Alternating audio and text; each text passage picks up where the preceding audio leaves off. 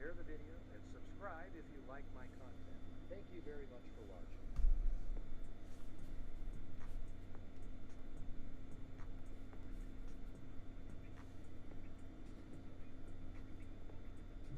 How is it? Hold on.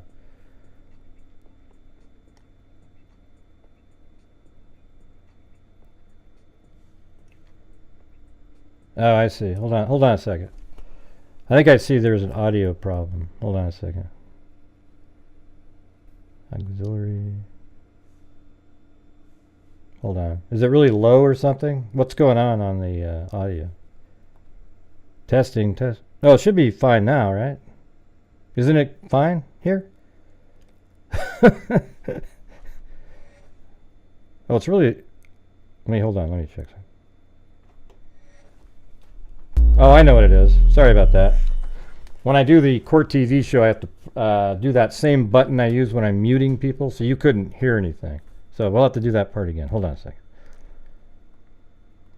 There we go. There's the beginning. Subscribe, notification bell, all videos. There's the hearts for you. And here we go. Now you'll be able to hear it. That's why the echo happens, because you actually were listening to my mic. This is Gray Hughes of Gray Hughes Investigates on YouTube. This channel evaluates all aspects of true crime. As you are aware, videos and live streams in this genre often discuss elements of crime that may be disturbing to some viewers. If necessary, take the precautions needed to avoid these feelings.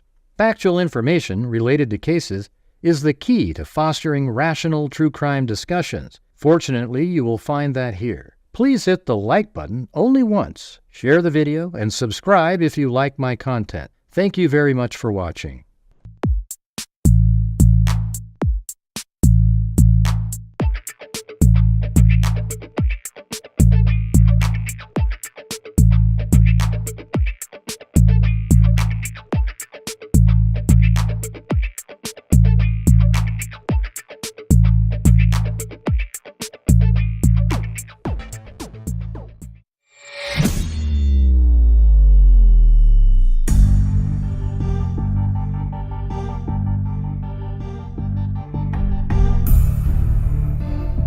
What's going on, freaks?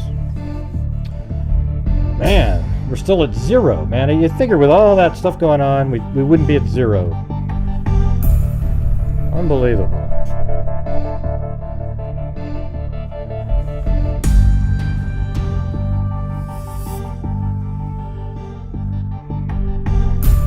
How's it going, everybody?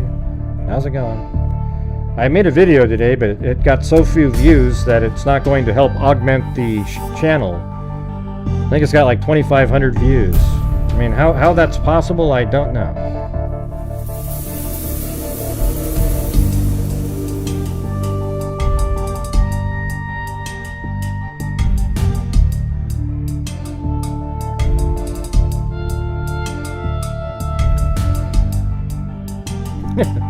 I guess not. I guess it sucked.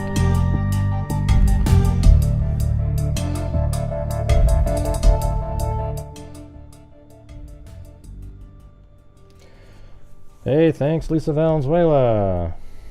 Yeah, I mean, the video has so few views on it that it's almost not even... I mean, I'm just going to probably delete it and re-upload it. It's stupid. You know? But anyways, we're doing a show tonight. I'm going to need you guys' support again because the video will do absolutely nothing. And got to get to the goals. Got to get to the goals. Just like every other night. Now, I was going to, the thing is, I was going to do the show earlier. And then Court TV called me up at like, I don't know, 2 o'clock or something and said, hey, Gray, can you come on again? And so I was on there for an hour tonight. I don't know if anybody saw it, but the thing is I'm just not gonna. I don't feel the same way a lot of you do about Chris and Katie. I mean, you might not like them or whatever, but the witch hunt element going on here is insane. I mean, really, it feels crazy to me. Feels absolutely ridiculous. Like, why don't you guys find one element that even points to anything and let me know. All right.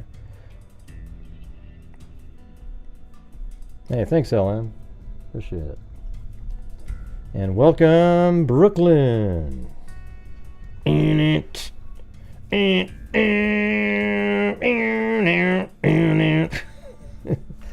I was doing Beastie Boys, No Sleep Till Brooklyn, remember?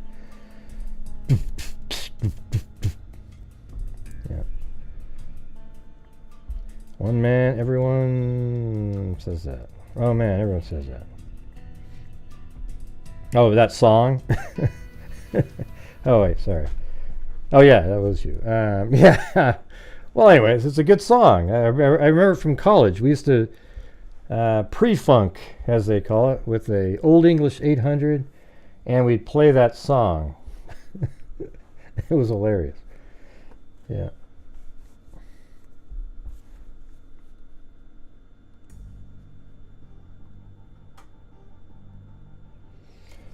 But anyway, let's see. I did talk to Chris. I was talking to Chris and Proudfoot, and he, I don't know. To me, man, when I talk to him, he just sounds like a totally normal person, and they are all looking for answers. And he has the same exact thoughts about how they became the boogeyman, and everybody just goes after. I mean, it's amazing, you guys. So I don't know. I can't be in somebody's mind to know the reality, etc. But I absolutely, right now I just feel even more so that, I didn't record it or anything like that, so there's nothing to listen to. Now he's kind of just done doing interviews, etc. And I told him I wasn't recording, and I wasn't recording because I just wanted to talk to him. Right, C-Bean. Anything to keep your tunnel vision going. Yes, anything to keep that tunnel vision going. Yep. He did say something about like he would, the barefoot thing isn't that weird, so that was something that. I think you're a narcissist, C-Bean. You ever thought of that? Who isn't a narcissist? Anybody that has any sort of confidence at all is a narcissist, according to the super sleuths on YouTube. Oh yes, you guys are just absolutely got everything nailed. If you're confident, then you're a narcissist. Yeah, he might be a little bit abrasive, he's probably pissed off, and maybe that's just part of his personality too. But it doesn't have anything. It has nothing to do. Like all this stuff. Like when I was on Court TV, we were talking about. At least I felt like I got in the points that I wanted to get in. Because at first I was throwing out a couple, scenarios that people think, and then I was able to say, listen, everybody. Law enforcement has said they have found no information, no nefarious information regarding the parents, and they've been cooperative. So at that point, don't we dial back dramatically the accusations? Let me ask you this. What difference does it make on how he was with an ex-wife, one of the parents was with an ex-wife a long time ago, in terms of where Sebastian is? Anybody? Anybody have an answer for that one?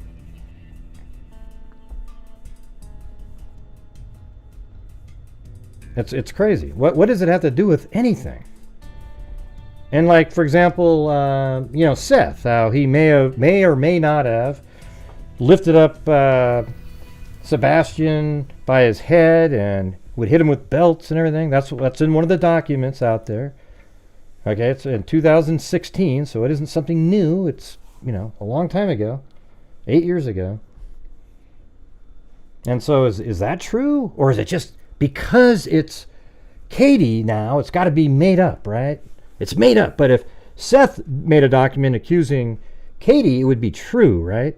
See, that's what I don't like, is the sort of hypocrisy that people have in cases like this. So that would be the reality, right? If Seth came forward and showed a document where he accused Katie of something, you would all the people that hate Katie and Chris would all believe that document, right?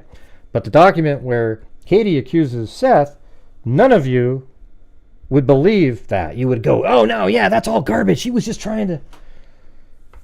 It's incredible. I know that's the reality. It's terrible.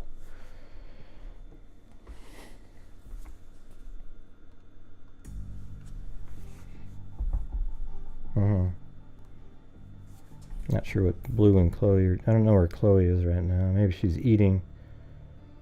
Blue's way off to the side.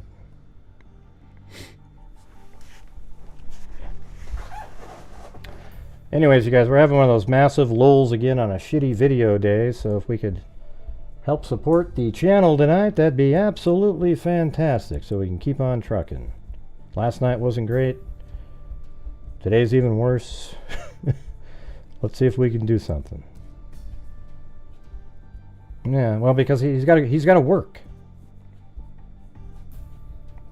And maybe law enforcement told them not to be out there. They have professionals walking around searching. I don't know. That whole argument is such a ridiculous argument. How come they weren't out searching?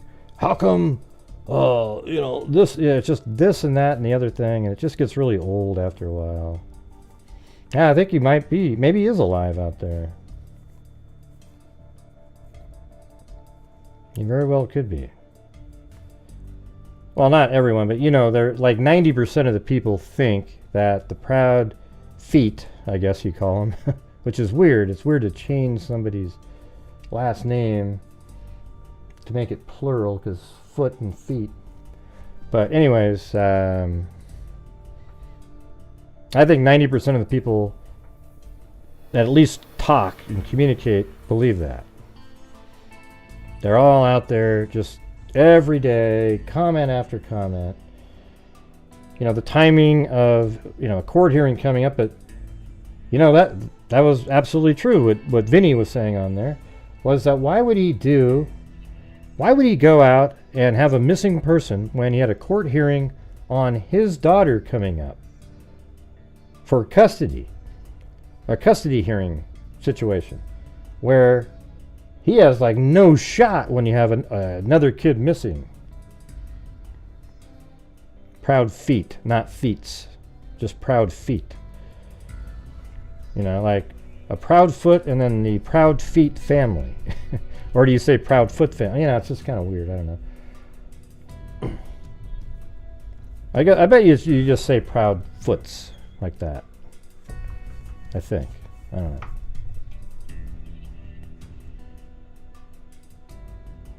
I know it's proud foot, but if you're saying it plural, do you say proud feet? Like, what are the proud feets doing this weekend? Or do you say proud foots? It's sort of weird, right? Because foot is something that you make it feet.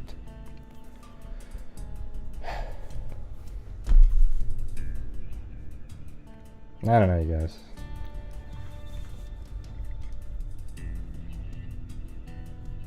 Okay, just proud foots.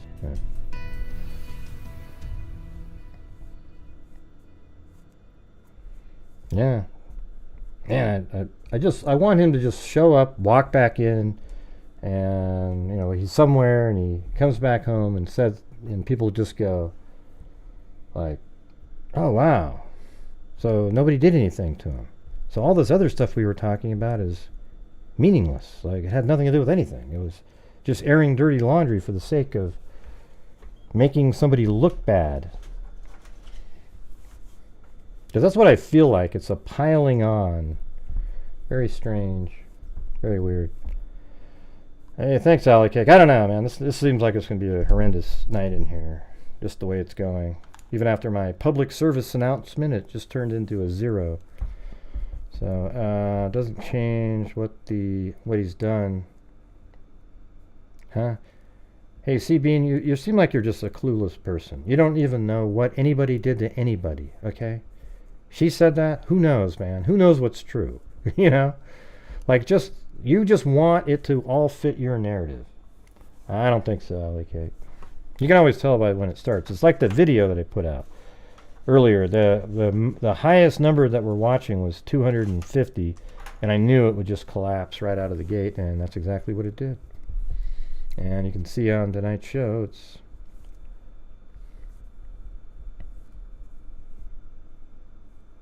he's just kind of done now doing interviews. I kind of wish he'd come on mine before, but they're not doing any more interviews, and that's because of all the crap and how they were treated.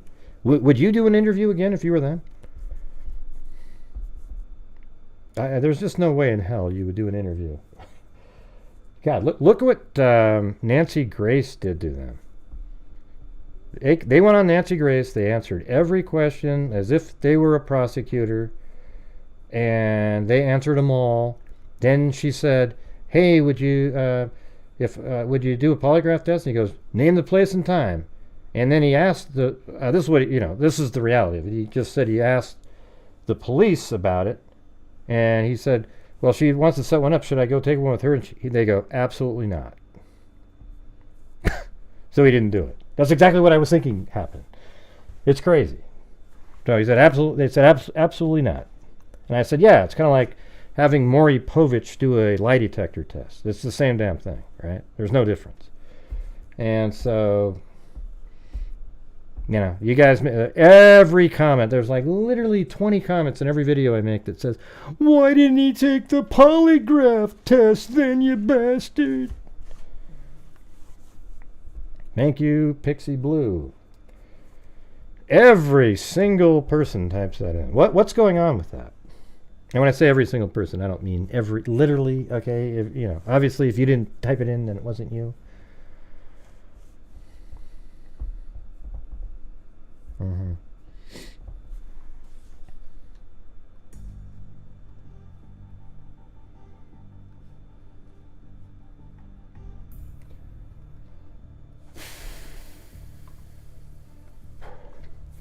Yeah, I mean, he's kind of like, I don't know, it's hard to explain his personality, but it's just kind of like he's alpha-ish, like he's just kind of like, hey, I don't give a damn what these people, like he's just pissed off, and he should be. You know what I hate the most is when people say stuff like, again, how come he's not out there searching? Well, how come you guys weren't nicer? Here's the truth. Seth has the luxury of showing up and being anointed as a king, bestowed upon, just treated so incredibly well. Like he is the greatest human being on the freaking planet. Right?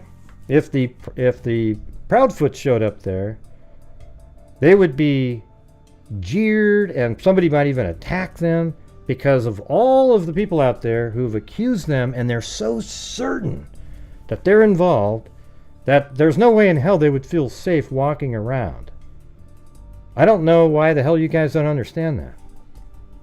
They never had the time in this case where they got to walk outside and just start searching, because from day one, or as soon as they did their first interview, oh, God, all the haters started coming out. I remember JLR anointing them as guilty right out of the gate.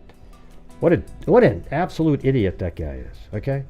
But you guys, oh, he's so interesting. Ooh. Let me do that. Let me.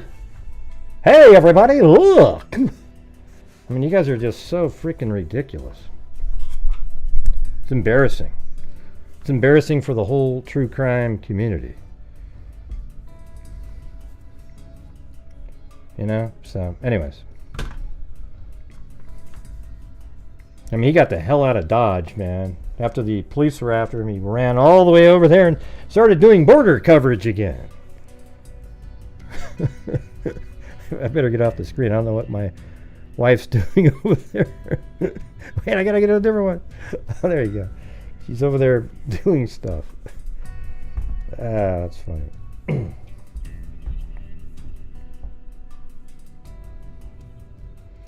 Well, we'll see how we're doing in this first hour. If we are staying about right here, I'm going to end the show.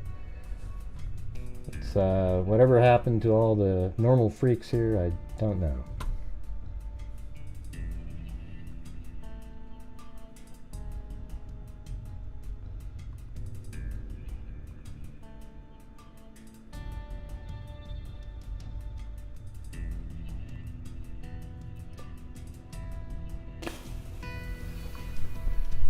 Yeah, so somebody named Brandy, one of the freaks out there, she sent me a bunch of videos she took out there on the scene. And I'll see if we can figure out where the hell these things are, if you guys want to watch them. But I'll ask again, if you're out there and you're able to help support the Grant Hughes Investigates YouTube channel, who relies on your generosity every single night, you are the only source of income on these live stream shows. Every single time I do a live stream, I get the yellow symbol where it means there's no ad revenue. Okay, so you guys are it. So if you want me to continue to do these live streams, we raise funds on every single night, and then I give away a huge portion of it each month. And we gave $6,500 away last month. So that's what needs to happen on a nightly basis. And so there's a lot of new people here that just aren't into that whole thing, but that's what we do here. This channel makes a difference in the true crime world by giving tons of money to NCMEC, Texas Equisearch, RAIN,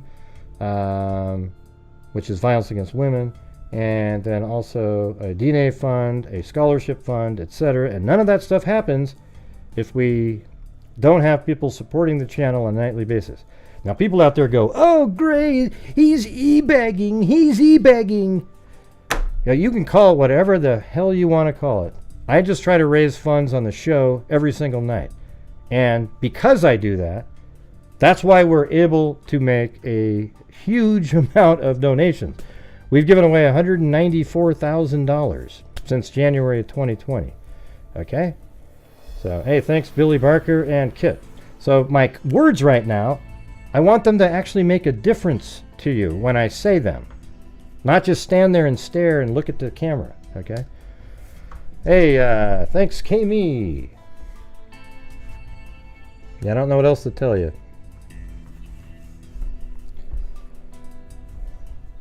And then I get the, hey, thank you, Leslie Castillo and Kami and Kit. There you go. And we do make a difference here. You'll see. Like maybe tomorrow night we'll do one where we try to raise funds for a specific place like Texas Equisearch, all right?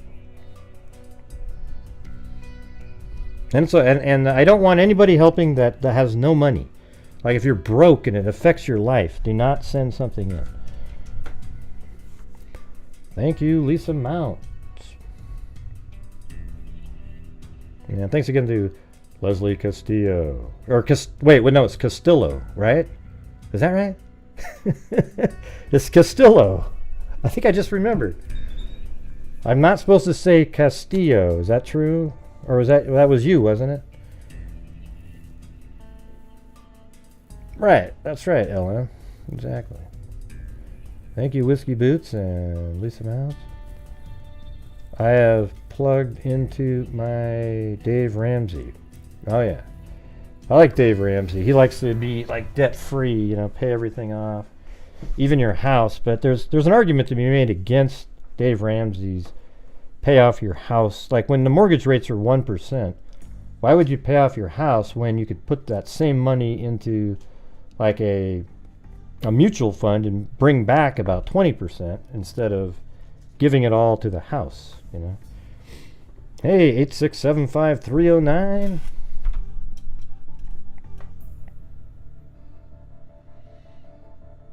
Wow, look at that. Hallucinogenic Recipe gifted 10 freaking memberships.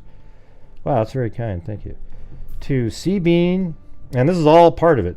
Memberships, ad revenue, and super chats all go towards me being able to donate money.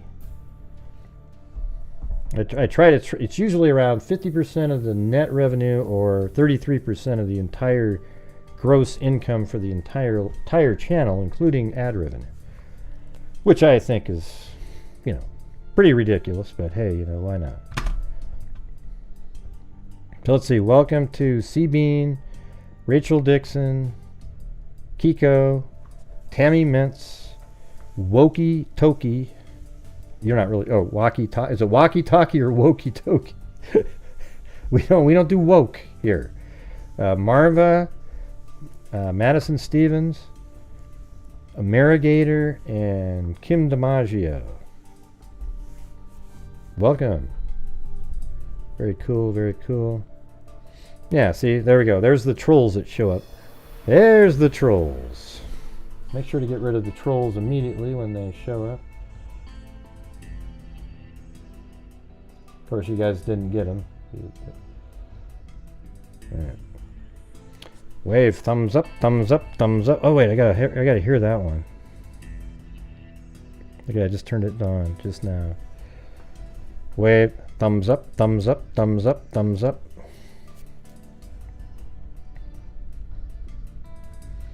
Yeah, that was very kind, very kind. Alright, so anyways, we can see some video from on the ground there. I guess it goes from place to place. I don't know, let me see if I can sort by name, and then that'll be in the right order. Okay. You know, there is some information that early on, they were more interested in like the time between like 8 and 11:30, but then that changed later. They kind of cleared out that area, that time frame.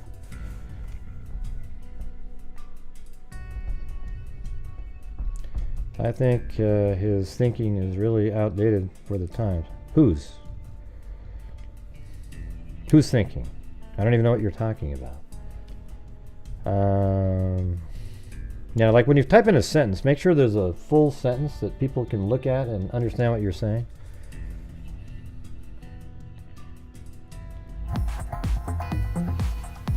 Oddball. It didn't seem like it read anything. 8675309. At least I didn't hear anything. Alright. You guys ready? You want to watch some of these? Let's just see what we're looking at here. Get a better picture of the area. This is a short one. Oh wait, I guess I can't play the audio. Hold on. Yeah, let's see. Where's the... okay, this one isn't relevant. So we'll go to the next one. You guys got to get those little... Okay, this is BJ's here. The wholesale club store. Well, let's see. Yeah, there's BJ's right here. So she was just driving into there, I guess. Yep, driving around.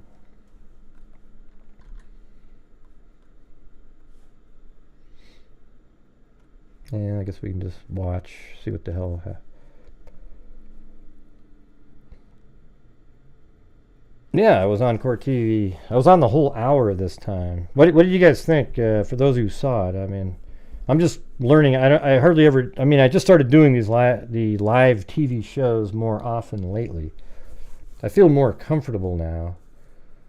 Like eventually, I'll just start being like me completely, where I'm just out there. You know, like, hey, now listen, I'm really whatever the hell it is. I don't know.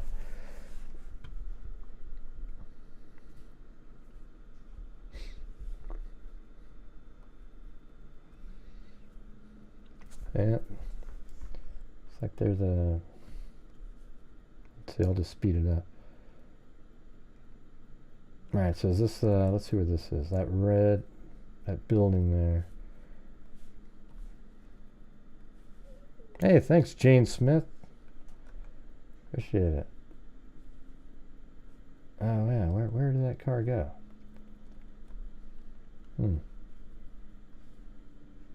American...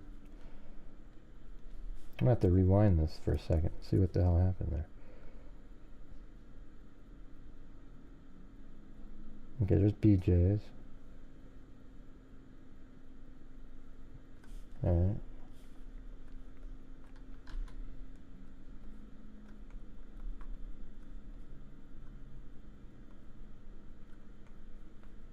I don't know where that stop, where the road sort of ends and you have to turn to the right.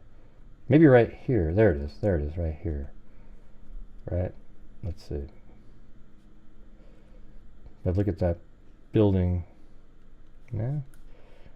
Well, it looks different now. That doesn't even look like it's... Ah, jeez.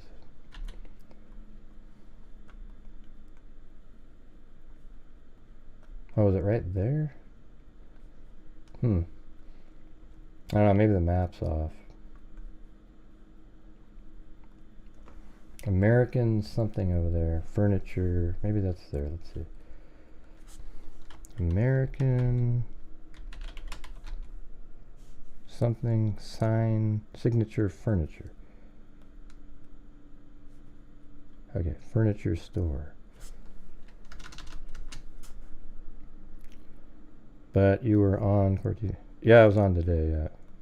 I've been on there like, you know, quite a few days in a row, really. Yeah,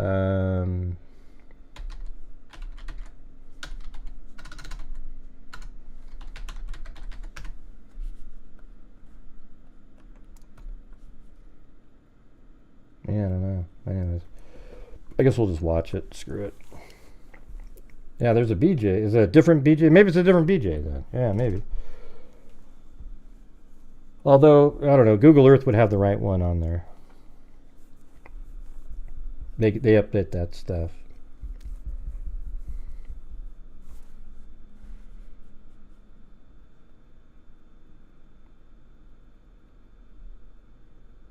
Let's see, where is this going to go next?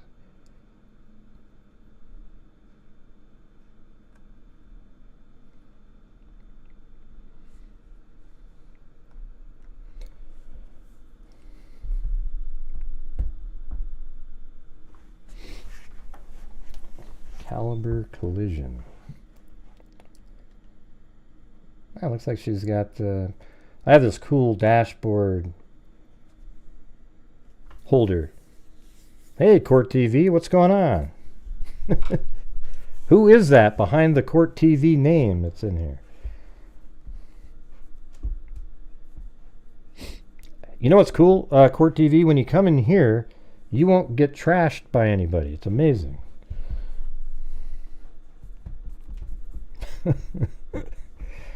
Man, if you go over there and if I have one argument with somebody over there, the trolls just pop right out of the woodwork, you know. It's crazy.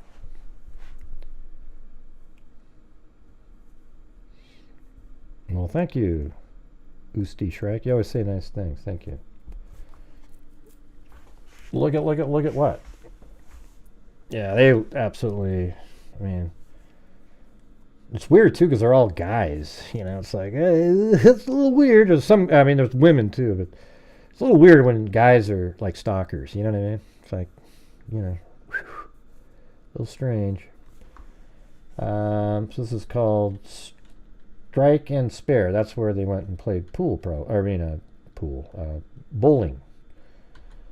Let's see, but that seems a lot. See, the place I had was BJ's was there, and then bowling right here. So I don't know. That drive was way longer than that. Let me see where Strike and Spare is.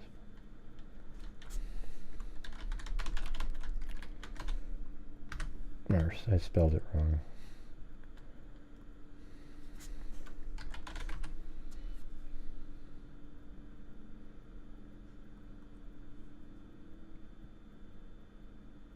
Oh, there it is. Hendersonville, Strike and Spare. So that is the right spot. So it must be a different BJ's then, because that was way further away. There's one right here, and that would have been a quick drive to get to there.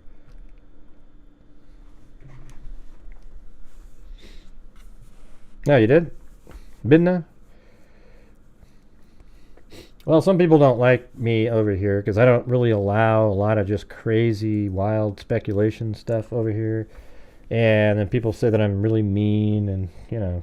So I always get nervous when people come from somewhere else and then they see me and go, oh, wow, he was so nicer over there. But, you know, I am a nice person, except, you know, sometimes when I'm doing my show, I get frustrated with the just continual, you know, usually it's people that just randomly show up and they say some of the most just, you know, it's just crazy. I don't even know what to tell you. But if you hang out for a while, you'll realize that it's all good. Hey, look at that. Thank you. Welcome. Usti Shrike. I keep wondering if I'm saying a bad word when I'm saying that. What does that mean? Tell me what that means. Same group of people with a bunch of... Yeah. Well, there's...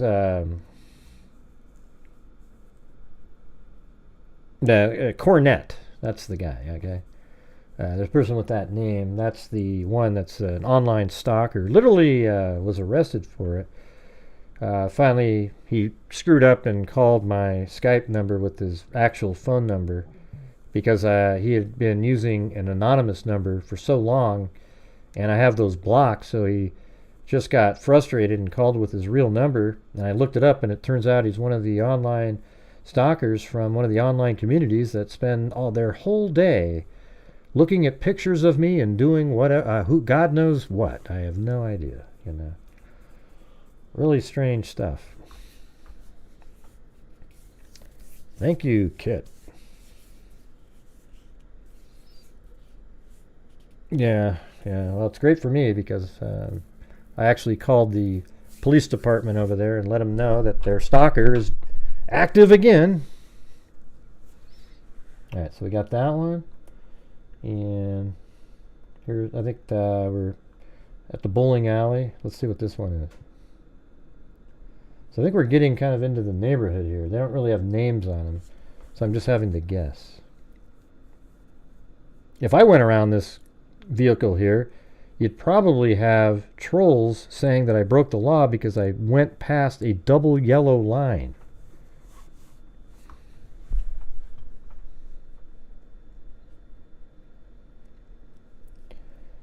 But don't you guys think Court TV should like link to some of my videos sometimes to help me out a little bit? Like today's video that got 2,500 views. I mean, what a joke. Are you kidding me? Hey, welcome, Gela.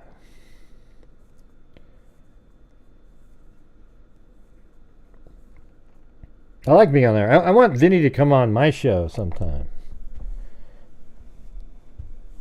Well, thanks, 8675309. Yeah, you guys are, I mean, here's the thing, is like, the freaks have been here for a long time, and, you know, I've been doing shows for years, and people always wondered, because I come up with stuff that is, like, I'd actually use the term groundbreaking in cases, where it's just like, oh my God, look at that.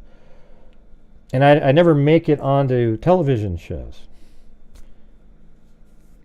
Right? So I never, you gotta go serve some jet. All right, well, thanks for showing up, Court TV. Whoever you are.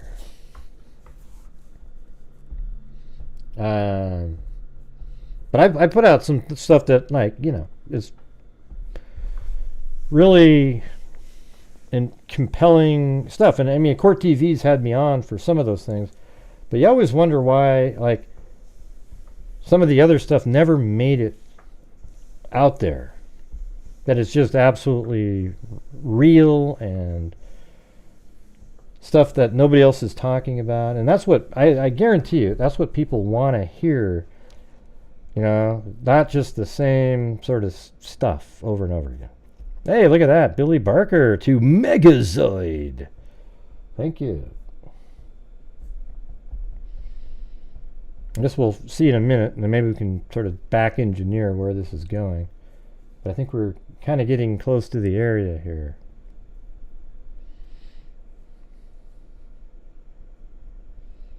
Mm-hmm.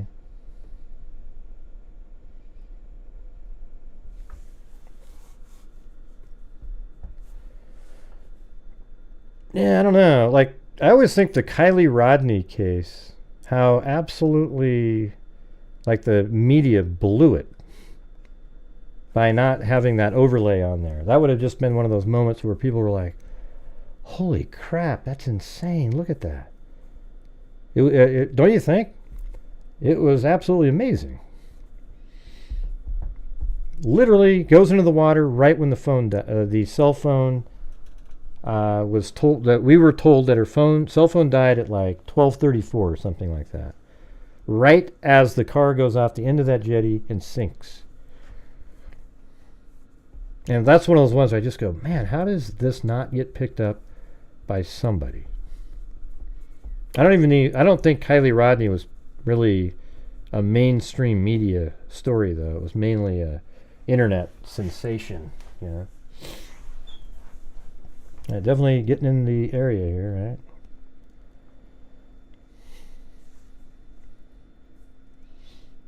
Yeah, I mean, what happens if Sebastian comes back and there's Seth putting out this stuff that's going to embarrass him for the rest of his life? There is no business for that information to have got out there. It's not the same as not having, you know, when they said, yeah, he doesn't have a lot of friends, etc. That's sort of more of a, this is what's going on in his world, you know, if we're trying to find him. Looks like my car right there.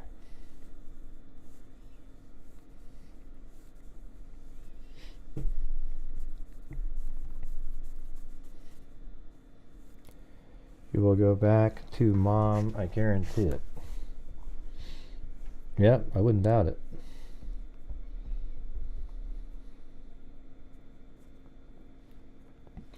I'm telling you, when I just talked to Chris Proudfoot on the phone, I didn't record anything for, you know, I don't know, 25 minutes or so, because I had to do the show. But I just don't see it, you guys. You know, I even told him, I go, you know, I don't know you, I don't know what's in your mind or anything like that, but I'm not, you know, I don't have a dog in the fight here. That's the thing. I don't have a dog in the fight. What I don't like is the piling on feeling that I'm getting. That's what I'm feeling. I see it. It seems like every story that everybody tries to put out is more like they'll probably find an 8th grade friend of his who talks about one time he punched somebody in the face. Like, you're just trying to pile on as much negative stuff as you can possibly find to sell the narrative that somehow they're part of a murder of a child. That's what is really what they're trying to do. People are trying to insinuate that because of these other incidents in his life that are either are or are not true, you want them to point to him murdering Sebastian. That's the truth, right? Let's just be honest. That's where people are trying to go with this information. And I just do not see it, man. Every single interview I've watched with them, I didn't ever have a feeling like, oh my God, look, ooh. But here's what happens. You have one interview that's out there, and it's, you know, people watch it and they're probably like, yeah. Then a YouTuber picks it up and they start analyzing it in an unethical way where they try to tell you what every single element means, much like one of those spirit box readers. Like when you hear a sound, it's like, oh, do you hear that? It said, oh, you got a bug in your ear. Oh, I hear it now. I hear it. So it's the same thing. It's like people just, and I'm not even saying that there might not, if there is something in the future, it is what it is. But so far, there's been absolutely nothing that they've done or said that should make anybody think they're involved in a murder. And because of that, there isn't anything like that, and there's very little facts in the case. People are inventing a villain. They're creating a villain. Seth good, Proudfoot's bad. Hey, thank you very much, Kathy Chapin and Nona617. Very kind, very kind, very kind. Do you guys see this? I mean, I think what I'm saying is accurate. I can't read minds. I don't know what came out later. So even if somehow, by some miracle, one of them's implicated, it's not like, see, Gray. The truth is, there's nothing right now. You got people bitching about what noise means. That's almost like the Bill Clinton, what is. It's ridiculous. She's on Chronicles of Olivia and says, noise. Oh, I heard a noise at 10. Right? And then later, On that one, she said, about an hour later, meaning after we went to bed at 9, about an hour later, I heard a noise. And then I said, hey, are you okay in there? Whatever it was. I don't even remember what Chronicles. It doesn't matter, though. Then later, when Nancy Grace interviewed her, she said, yeah, in Chronicles of Olivia, you said noise. So what kind of sound was it? She goes, that was a thud. Oh, see, look at now, it's a thud, everybody. It's a thud, not a noise. But hey, everybody, a thud is a noise. It's a subset of noise. You get it right? I mean, it could have been a... It just so happens that Nancy Grace delved into it and tried to narrow down what the sound sounded like. Chronicles of Olivia didn't think of that. That wasn't in her mind. She didn't even go look at his room, for God's sakes. I mean, how is that something you... I don't know. That was mind-boggling. That you didn't go look at the... I go look at Seth's room. I mean, not Seth, Sebastian's room. I mean, it's like, God, it's freaking... It's right there. But, I mean, it's great. You know, it was a good interview other than that. It's like, but why wouldn't you go see that room, you know? Man, I don't know how you could not, like, pass up that opportunity. Because then you could look in there and look at the windows and and I would take pictures even. But man, people keep jumping on. They bring up that. They ask, well, how come he doesn't search? Well, probably because they didn't want to get killed. Well, what do you mean to get killed? Seth's out there. Yeah, because Seth is your heroes. And these guys, look, you don't think if, let me ask you this. If good old JLR, the whack job, was still in town there, you don't think that if Katie and Chris were out searching, that he wouldn't be right there drumming up everybody, coming out there and screaming and yelling, bullhorn Betty would get out there? Oh, Jesus. Man, you guys got to be kidding me. Yeah, no way. Yeah, no, it's crazy, you guys. Wait, how you do that? Let me see. Yeah, I'm not really sure. If I point at something, you're going to go watch it. Hey, welcome, Cheryl. Yeah. Yeah, to go back to work. He's the worst. Chris needs to go back to work. Yeah, what would they say if they started GoFundMe? Right. Like, the thing is Seth is out there on channels, and everybody's pumping the cash apps and everything, and it's just sort of like, what's going on here? Wow. Yeah, you're exactly right. Exactly right.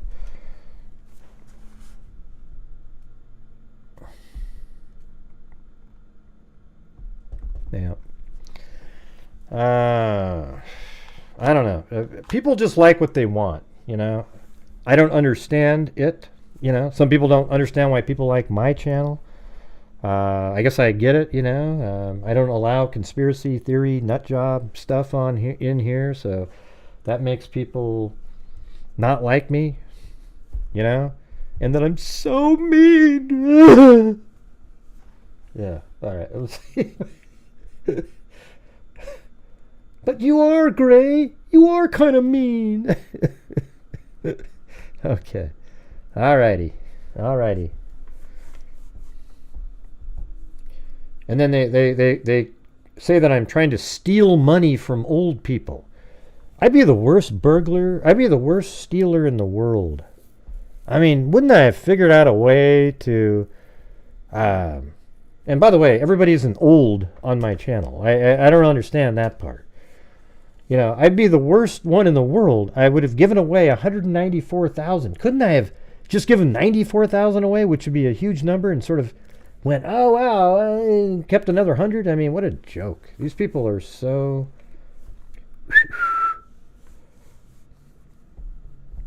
I'm offended. I'm not that old. Yeah, I know. Well, the average, like 45 to 55 is like the normal range. Probably because I'm sort of in that range, right? And then the next highest range is 55 to 65, etc. And it's 80-20 men to women, or women to men. 80% women, 20% men. But, you know, that's just kind of how the true crime world is. I think women like to sort of figure out the puzzle of a case, and guys do too, but I mean, I like doing it. So it's just kind of the way the demographics is. I think it's cool. Whenever there's a guy in here, I'm like, all right.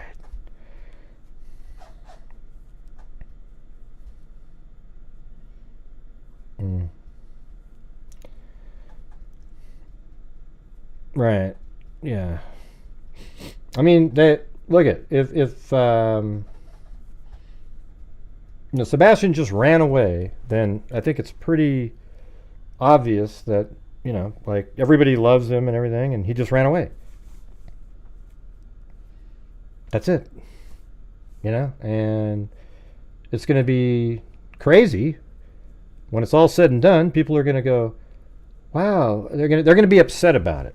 Like a lot of these people that have been so focused in on Katie and Chris, whenever Sebastian is found, they are going to say, they'll come up with some alternate answer immediately. Like, this was all just one big setup. We've been lied to. Instead, it's, no, you were just really gullible and had tunnel vision the whole time. And my thing is if something comes out, breaking news, I'll jump right on that bandwagon if it's a piece of news that means something. And that's how everybody should be. You got to have something that points you in the right direction. Right now, there's nothing. Man. Now, is it possible that there is something to do with, the custody or something, and something happened? I guess, but, I mean, everybody's basically been cleared as you can be cleared. Law enforcement can never absolutely say you're cleared until a person is found. But what they did and said at that last press conference is as close as you get ever to being completely cleared. And they did that. So I don't know, a lot of people think, oh, they're just trying to trick people. I don't think so. Anyway, should I get the phone numbers open? See if you guys want to call in. You can rip me a new one. Do whatever the hell you want. There it is. Oh, crap. Let's see. Gotta get this thing open here. Hold on.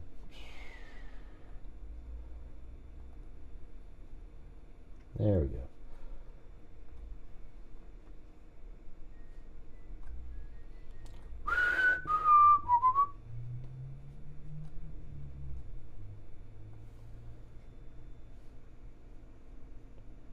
We got to be getting into the area now. Man, this is like driving around a lot.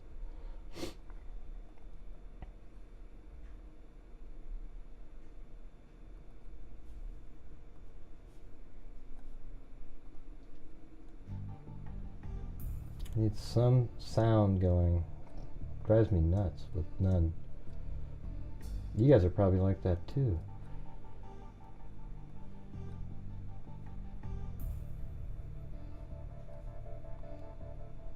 Alright, there we go.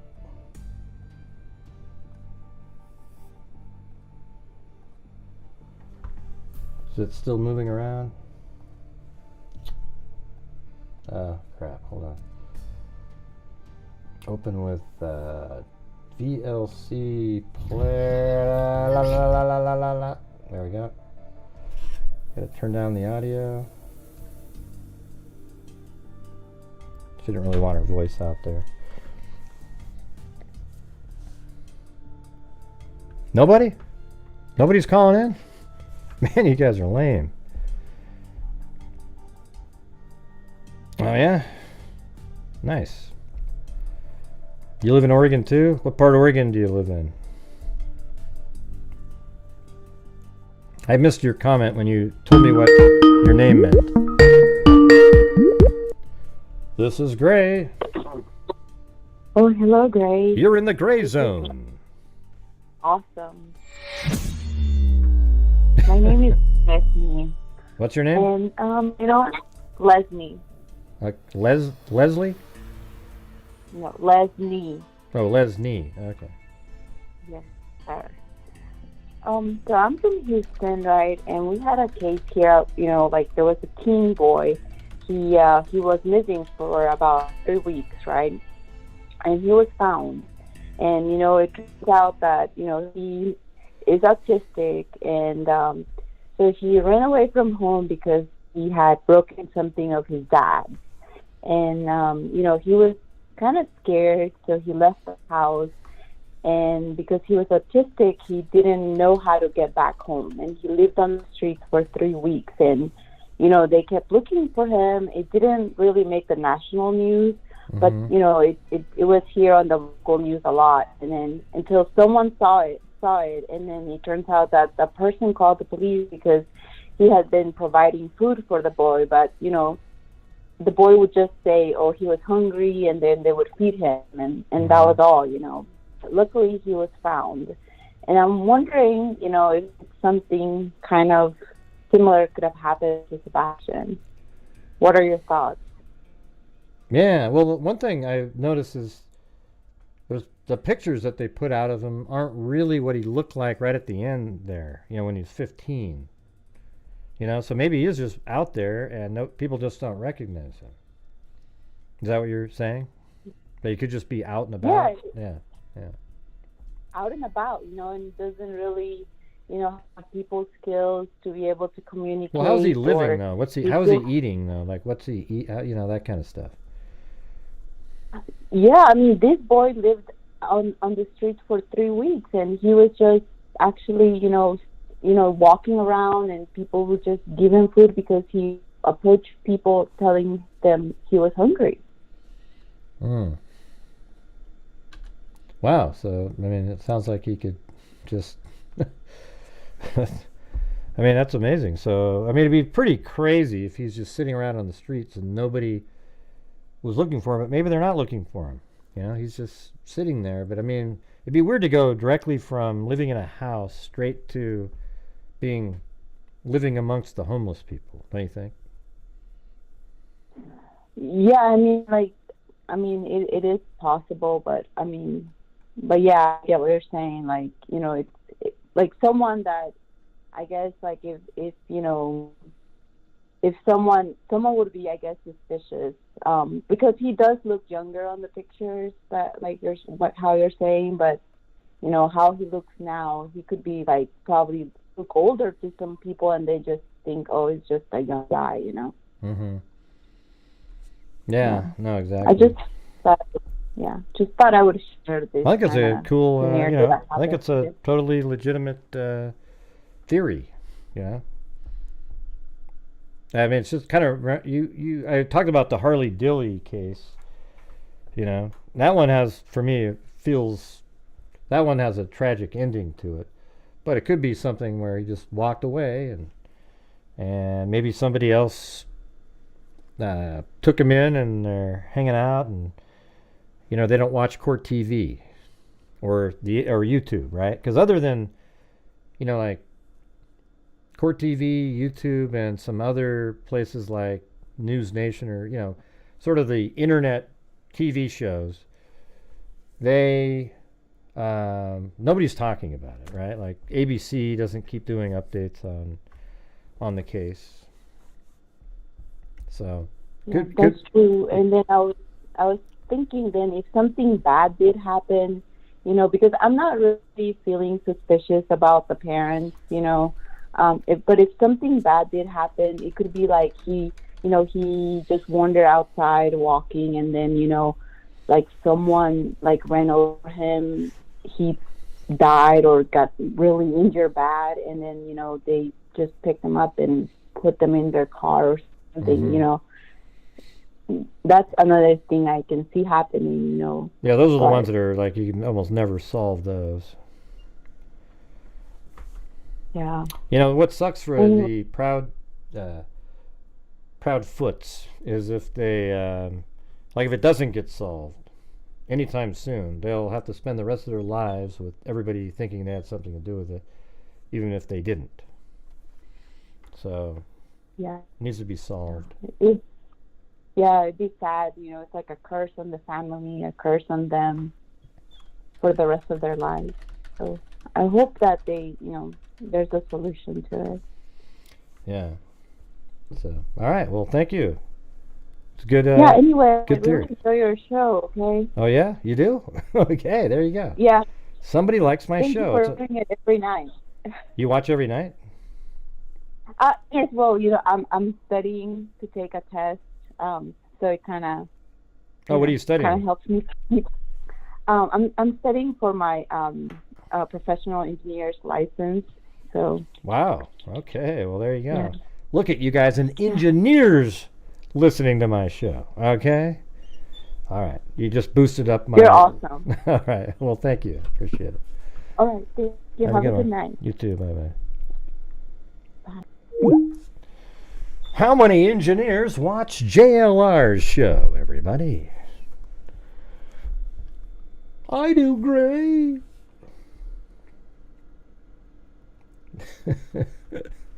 All right. I don't know what intersection this is, but I think that's that creek over there.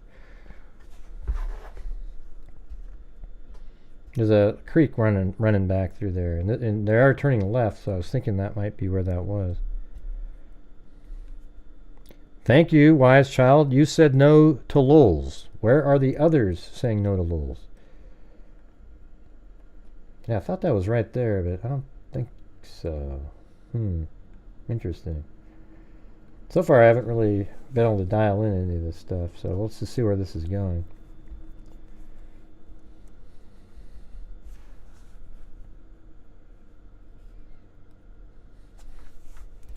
Say no to lols.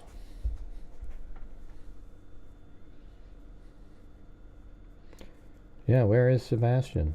That's it. I just want to see what it looks like. This kind of gives you a better picture of the kind of the ground. She said it looks more open than it looks on Google Earth, where it looks kind of dense.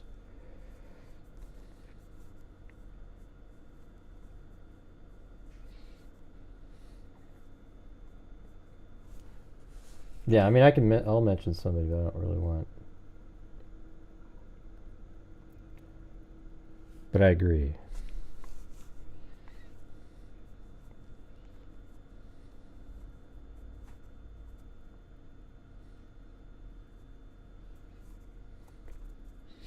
You have a little GoPro with a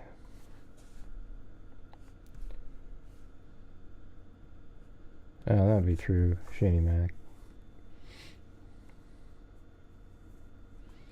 No, but everybody loves that crap, man.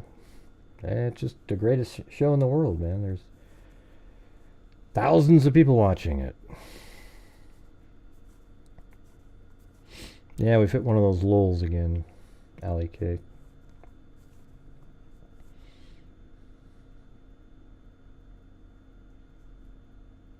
I don't know exactly where this is.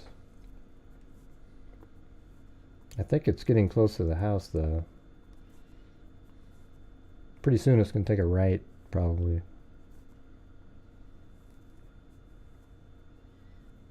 Yeah, there's a cell tower right there on the left. And most of you probably know how those cell towers work. They usually have, they can have 180, 180, 120, 120, 120, or 90, 90, 4 90s. And depending on where your car is when it drives by, like for example, just back there, that tower right there, here we go. This one looks like it's going to be 120, 120, 120.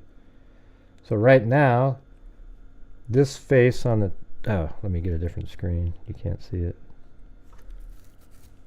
Yeah, right there on this tower, that face is now receiving information from the cell phone inside this vehicle. Then as it's driving right now, it switches to this face, probably more like right when you're driving by it. So you can actually tell on, when you go through and look at the GPS, or not GPS, but the cell phone record stuff, where it shows you what face of the tower it pings on, and you can then determine what direction, because it'll tell you when it pinged off the different face. If you have multiple towers, you can triangulate and be really close.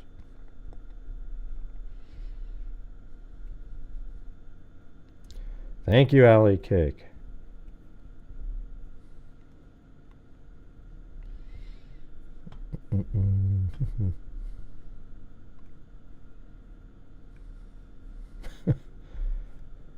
Sanitation engineers. Yeah, that's right.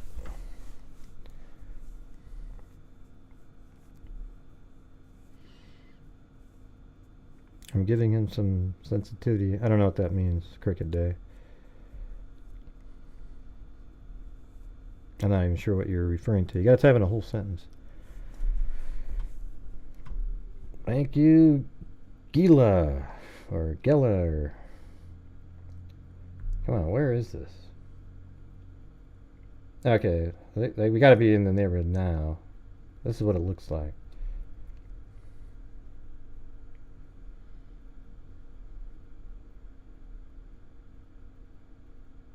Ah, this must be the street. Let's see.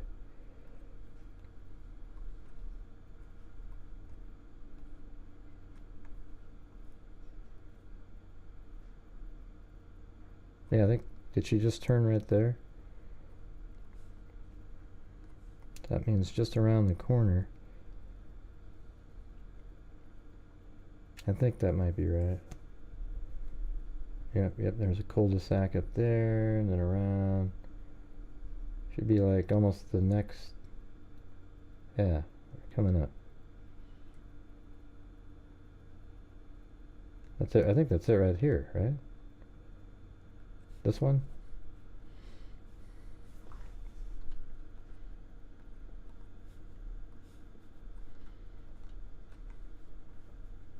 Let's see.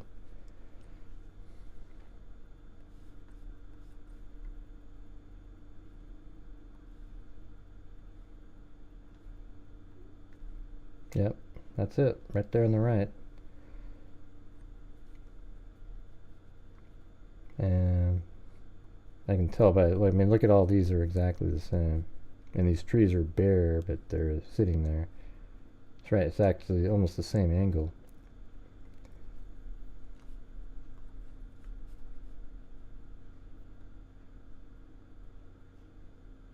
So that's his room right here. Right there in that little corner. Looks so much bigger from the just a regular camera. So this would be the neighborhood where you like he got out.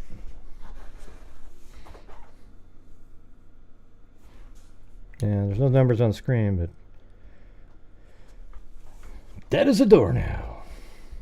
Alright, let's see what the next one is.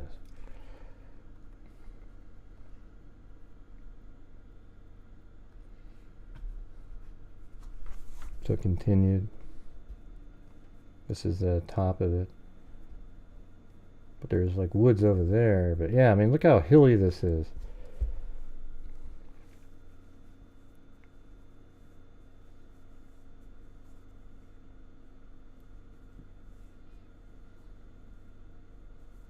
Why is Nancy Grace still talking about the lights? Didn't law enforcement came out and said those are absolutely like almost like they're not even related to the case, but maybe at some point maybe they'll find something, but I don't understand why they're still talking about, like she had a whole title under her video, are these lights something?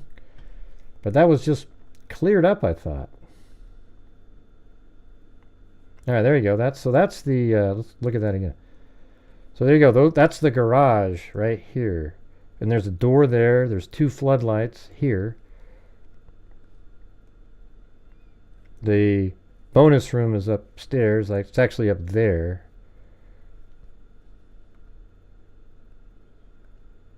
And then that's Sebastian's room right here. Right there. What the hell happened? Alright, you guys, we're in one of those massive lulls again. What the hell happened? Coming around the corner. Well, the number's on the screen. Somebody said, great, the number's not on the screen. Well, you didn't call in. No, the glasses weren't even his. No, the lights, the glass. Yeah, that was what she said. The glasses. She said, she brought up the glasses. Those things were debunked. They said that they were not his glasses just recently. And I was trying to figure out why she had a whole show on that after they already said that.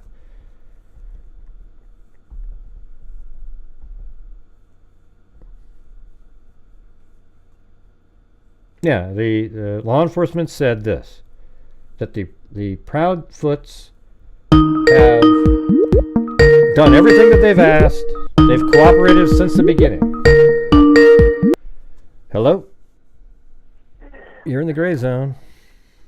Hey, Gray. It's Johnny. Hey, I've Johnny. got fucking tracheobronchitis, Oh, and yeah? I'm sick as shit.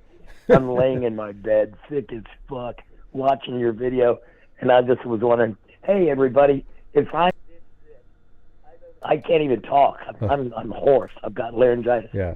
If I get fucking sick and I can call in and say, I love this channel, then you guys could at least pick up the fucking phone. I mean, Jesus fucking Christ, come on. I love you guys. I love you. I'm going to let you go now. All right, thanks. Have a good one. Bye. All right. Yeah, exactly. Yeah, I've emailed him. He's got a bad laryngitis. Thanks, Jessica Schubach. Who is going to surf with Jessica Schubach? Here, I'll show you up on the screen since we... There it is. Look at that. We're not even at 60% right there, you guys. See that? 63%, excuse me. So we'll just throw that on the screen so you can see it. But unfortunately, that's where we're at, languishing. It was a tough day today. My YouTube video just crashed and burned. Oh, but thank you so much to... oh, wait, hold on. Let's see. Okay, here's a theory. All right, somebody sent me a PayPal with a theory. I was done with he walked away from the house as soon as the police said, no, the dogs never picked up a scent. And Katie did that thing we see in most of these cases. She kept talking about all they did and that wonderful day they had. Same with Summer Wells, Mom, ice cream, swimming, planting flat. Well, people asked about the day, though. That's the thing. Flowers, soda, partly liked all her gifts. She was so happy. Same with Letitia, mountain, hike, nice lunch, great day until I see video of Katie and Sebastian pulling into their driveway after dinner. I won't believe Sebastian ever came home. I mean, that is what people think. Is like, wow, well, he didn't even pull, how do we know that he even came home from the dinner? I mean, I've heard that part. There's no evidence of foul play because Sebastian was never there. Yeah, but there's no evidence of foul play even on their phone information. Like, it matched everything. It obviously shows that after dinner they drove straight home. And then they asked people questions. Did he leave with her? Okay, well, we have her phone tracked all the way home, so that means they made it home. So that I think all of that stuff's in there. But yeah, I can, people, that's what people's theories are. I'm just telling you that after talking to them, I don't really see stuff like that. Hey, and thank you very much to Kelly. Yeah, Kelly Snyder, that's her name in the show too. And also to Ginger Keys. There you go. All right. Oh, there goes my stomach. This is Gray. You've entered the gray zone. Hey, Gray. Hey, who's this? You got to turn down the audio in the background. Can you hear me? Yep, I can hear you. Okay, cool. I'm just giving a call because I, watching this case, it just, it honestly just frustrates me. Yeah, it is frustrating. There's no facts. It just sort of ends at like going to bed at 9, heard a thud at 10, and that's it. Why would let me ask you this, you guys, this though. Why would she bring up thud, that there was a noise at 10 if it didn't happen? Like, what would be the point of that? I can't even see, like, well, I'm trying to. Once she goes to bed at 9, you could just say at 9, and then I woke up at 6, and here's the thing. Why didn't she say this in the story? If she was trying to invent something, why not say, you know, at 10 I heard a thud, and I didn't think much of it. But then he was gone in the morning. Boy, there we go. That would sound like something, right? But instead, she doesn't say that. She says, I heard a thud, and then I said, hey, are you okay? Did you fall down? He said, no, I'm okay. And then he, you know, so that's a dumb story. You know, it feels true, because why would you even say that you had a conversation, etc. Okay, go ahead. Anyway, sorry. I mean, it does, and I mean, I can see that happening. But you know, I've seeing this, to me, it's like we're seeing two different sides. We're seeing, and what I mean by this is just the speculation just running rampant, right? You've got one side, people that are more tuned in with common sense, like you, like me, I would think, where it's like, see what happens, let law enforcement do what they need to do, and stop pointing fingers and thinking that everyone's guilty, and that there's a story, and it's the worst case story for everything. And then you have like the other side of it, which are just all these people that are just making up all this crazy shit, just absolutely insane stuff. Like they know what they're talking about. They're detectives. They have no freaking clue what they're talking about. And I feel bad for these people because they're missing their son. And they have no idea what's going on. And you have jackasses, keyboard warriors that have come out and are strong, you know, with tons of followers that are just using it as a money-making circle. Well, it's like a feverish pitch. It's like this, oh, yeah, everybody, hey, and everybody's like, yeah, rah, rah, rah.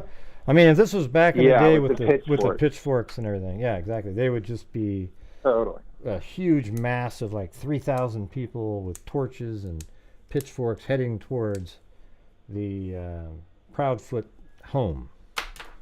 That's why they're not out searching. It's ridiculous. It's insane. And then what happens when it does come out that this kid did go off? I know it sounds strange, but I mean, stranger things have happened. And what happens when, let's just say, again, and this is speculation, but he is found, and all these people who have been making these terrible comments towards the mom and the stepdad, and you've got Nancy Grace, who's up to her usual antics, doing what she does, and you know, just igniting this napalm, you know, this napalm drama. It's you know, what are those people going to do when there is no malicious act behind it? Yeah, well, they won't say anything at the end. They'll go, well, and they'll come up with there's something else. Well, he left, you know. So let's say here's how. Let's say he leaves and he says he left because he didn't like the way it was at home. That's the out for all these people. See, I knew there was something. Yeah, come on. No, you guys. Right. They're all thinking that he killed him. That's exactly what everybody's thinking. That. Yeah. Right. I mean, that's what they're implying with all of their feverish pitch and the different stories they're trying to get people to look at, is that there was something really evil about this person and he killed Sebastian. That's exactly what they're trying to imply, and I think it's just, you know, it's ludicrous at this point. There's there's no information, you know, at this point. It always somehow, some way has to just go to that level, and it's disgusting. Yeah. I mean, it really is disgusting. And if there is, you know, malicious intent behind this, well then, you know, law enforcement will do what law enforcement needs to do. one of the things I can't stand is when all these people are saying, well, have they done this? Right, yeah. Have they done that? That's what have I they would done say. this? And it's like, Of course do you they not did. think these people Have they checked their cell phones? Have they checked their cell phones yet? Yeah. Yeah, I always tell people, whenever people type that in, I mean, you guys hear me say this all the time. I always go, of course they've checked this thing. So here's what people don't get out here is that in this case, they seem to forget about this, is that they took the cell phones of Katie, Chris, Seth, and put them through the FBI rigmarole of stuff that they do, and they didn't find anything. There was nothing, and I'm talking about where the phone was located, the stuff that was on the phone, when the phone calls were made, et cetera, et cetera, et cetera, and none of it showed any foul play of any kind. So when you look at that, we don't know that they did that, but I mean, we should know that because it's obvious, right? Like, but it's not for it's not for law enforcement to tell us. Yeah, they're not going to say a play-by-play, right? And again, the second camp believes that they should know every little thing, including their social security numbers, including their addresses, including like everything that they do. Well, when I talked to Chris earlier, he was saying people think that they have a right to have all of this private information about us, and they don't. They don't. Yeah, they don't have the right to have this. We're looking for our kid. I mean, just talking to him makes me think they are looking for him. I don't have any heebie-jeebie like, oh, look at he said this, he said that. He just seems like a normal person. You know, maybe it's a stepson. I don't know how much what the feelings were like and all that. I don't really know any of that stuff. I'm just saying, he seemed absolutely normal to me. They're frustrated by how everything turned on them. And I go, well, your problem is that you guys wanted to get the information out, and you expected that when you went on to the social media sites and interviewed with people, that people would listen to what you had to say and be helpful. But instead, when there was no information coming in, they used those interviews as their proof that you guys were evildoers. And he goes, Gray, you're absolutely right. That's exactly what happened. Oh, yeah. So, I mean, she wasn't looking at the camera, right? She wasn't looking at the camera. They're not looking at each other. Guilty. They're not looking at each other. Grabbing her hand. So he's guilty. Look at Riley Strain's mom. Riley Strain's mom was all emotional and blah, blah, blah. It's like everybody deals with grief differently. The thing is, so many days and weeks have gone by. Like, there's a time when crying stops and you just feel numb. Well, yeah, I saw Katie in the early interviews. Katie was crying all over the place. And then now she just looks like she's like a zombie because she's just like, she probably one of the most cathartic moments, believe it or not, was when she wrote that letter the other day that was countering Seth's information that he put out there, where he said that Katie, they allowed their son to be abused or something. I mean, what a joke to say something like that. Right. They didn't allow anything. The kid was in the house apparently. Whatever. We don't even know who this kid is, but there was some sort of an assault that happened, and they immediately, when they found out, went forward and reported it all and did the therapy and everything like that.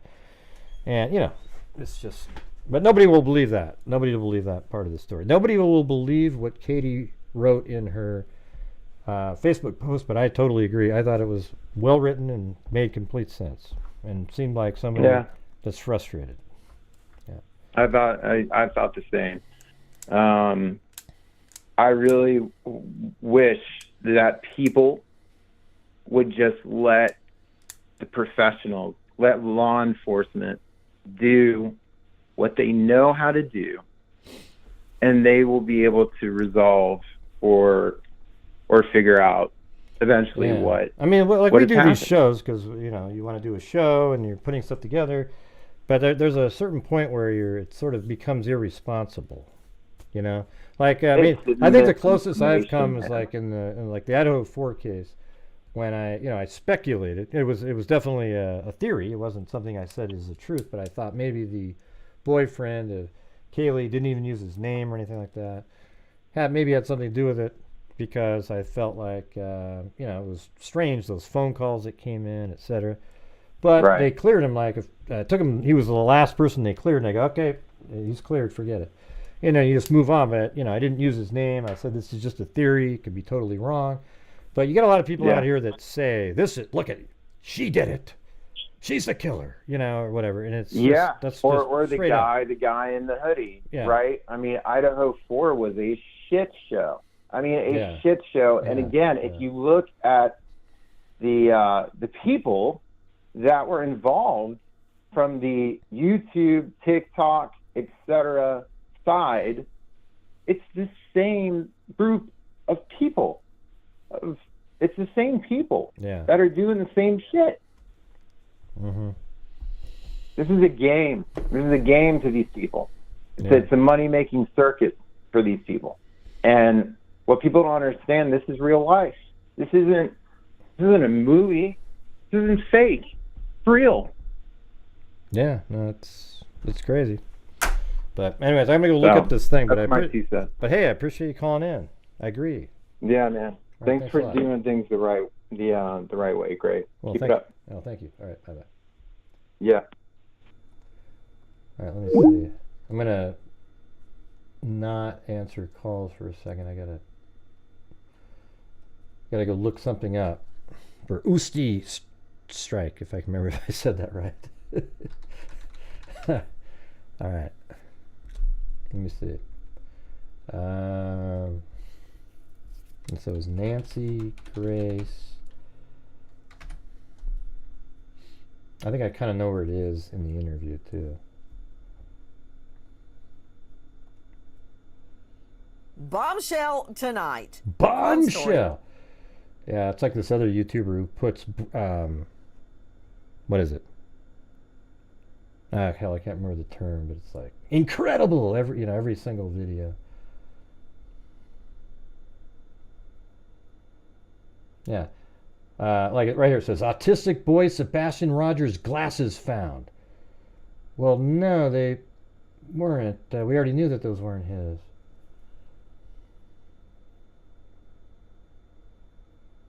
Is this the one? Scrubbed into the next morn. The math doesn't math. No, it's not even the same case. Where the hell is it? It was a video, right?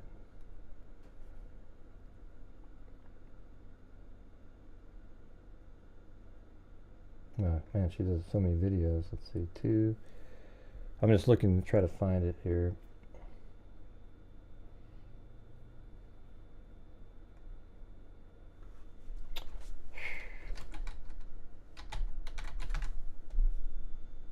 Okay, this might be it. Communication, social skills, and they display business administration. Oh, that was close. Could he have left on his own through those doors? He could, yes, ma'am. But I heard in another interview where Mr. Proudfoot said he was not a, quote, wanderer. He didn't wander around. He never left the... What were you reading? Okay. A chapter for school. This is about that time, right? A chapter for school. Are you in school? I was, yes, ma'am. I've since dropped my classes for the time. What are you studying? Business administration. Gotcha. Where do you go to school? DeVry. So that night you go to bed at midnight after you've been talking to Mr. Proudfoot on the phone. You put the dogs away in a cage, a crate, inside the home, and you go to bed. Did you check on Sebastian at that time? I did not. Okay. Do you normally? Is it before not this typically. Or after? Since he's gotten older, breaking news, I've maybe that's not been checking on him as frequently throughout the night because normally he's good to go in his room once he goes to bed. Shocking is what Earlier you had stated you heard This one YouTuber types in, shocking new information. What is it? What is it? What is it? Well, we found a piece of bubble gum that doesn't belong to anybody, but it was sure interesting. 25,000 views. Noise in his room before you went to bed? What time was that? There we go. Here we go. That's it. Around 10 o'clock. Before you went to bed? Checking on him as frequently throughout the There night. we go. Here we because normally he's good to go in his room once he goes to bed. Earlier you had stated you heard a noise in his room before you went to bed. What time was that? Around 10 o'clock. 10 p.m. What did it sound like? You see that, everybody? She said, what did it sound like, the noise? Then she says it sounds like a thud. Hey, everybody, she said a noise in one. Oh, God. She said it was a noise in one, and then it was a thud in the other one, those bastards. God. Just a thud. A thud. You stated that you said, look, I don't care what you're doing in there, go to bed. Is that right? I was on the couch, which is near his room, and I said, Bubba, did you fall out of the bed? And he said, no, ma'am. And I said, well, what? See that? There you go. See that? He said, no, ma'am, back. Whatever you're doing in there, knock it off and go to sleep. See, whatever you're doing there, knock it off and go to sleep. So you heard his voice at 10 p.m.? Yes, ma'am. Do you have any idea? There you go. And by the way, apparently, like that's not something she's supposed to be, should have mentioned on the show or something, And that's why, you don't hear other people mentioning it because they weren't supposed to be mentioning it. Sort of like on Tonight's Show when I accidentally said, or I didn't accidentally say it. I said the daughter's name, and then in my earpiece they said, hey, we're not going to say her name, we're just going to say the daughter of Chris. All right? So then I, of course, after that, you don't say it. But, she wasn't supposed to be saying that part. Apparently that's something they it's just a piece of information they wanted out that didn't want out. Anyways, there you go. Let's see.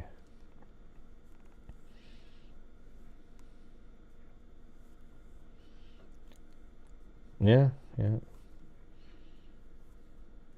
I don't know. What about okay? Let's just throw out a scenario. I mean, you could have the three scenarios that you can think of, or four really, is that okay? He never really even made it home from dinner, and all the other stuff is just invented stuff. And then the other one is that, none of this stuff is going to be real though, because they verified with the phones and the movements of all these people, right? But then the father, Chris came over and did something and they got rid of him, and then that's why they were talking for 3 hours, because they were working through it. They got all that. Then you got another one where you could say, well, Sebastian wanted to be with his father, Seth. Apparently, that's what they say, right? So could it be that Seth actually picked up Sebastian and has him somewhere, and then went on a publicity campaign trashing the Proudfoots over and over and over again, so that eventually when you bring him forward, you can say, well, see, but this is why. You see how bad you see how, like that. You could come up with that theory too, right? There's all kinds of theories out there. That's why he's out there publicly trashing them, so that when the reality comes out, see that? That's a theory, right? But that's probably not true either, because they've looked at everybody's phones and where they were, etc. The thing that makes the most sense is that he just snuck out and went somewhere. Where he is, we don't know. Now, if you're going backwards, you would say that the next person that would be the most likely to have done something would be Katie, right? Because she's the one that's sitting at the house where apparently he went to sleep, and she goes to sleep at midnight, and he goes missing after that. She's right there. But again, law enforcement has checked all their phones, etc.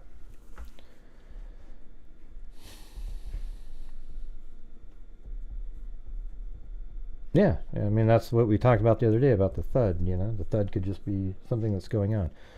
All right, guys. Is there any chance we can just hit this little goal right here? tonight, if we get to the goal, I'll still give out 5 memberships because of the memberships that were purchased earlier, right? So if you get to the goal, then I will give away 5 memberships. Sound like a plan? All right, excellent.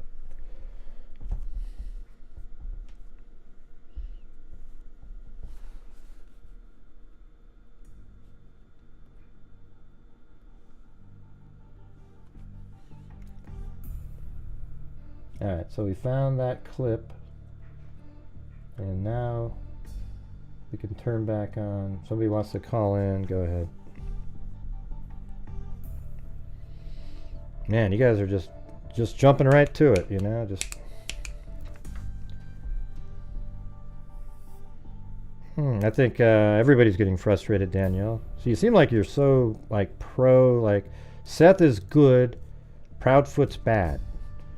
But like, does anybody care that he, you know, he's been accused of picking up Sebastian and like hitting him with belts all over the body and picking him up by the head, etc. Okay, those are all lies though, but everybody else is true. See, that's the thing. It's like, come on, everybody, let's just forget having a side in this case. Forget having a side. Well, I know you never said it, but you seem like I've seen your comments. You think that, you know, he's a, you know, like the Proudfoot, or you know, the dad is a really evil, angry person. You know, like a. No, I heard what you said. I saw what you wrote. You said that you think he is an abusive person, like because you believe the stories that were being told. There's no documented anything on any of it. That's all I'm saying.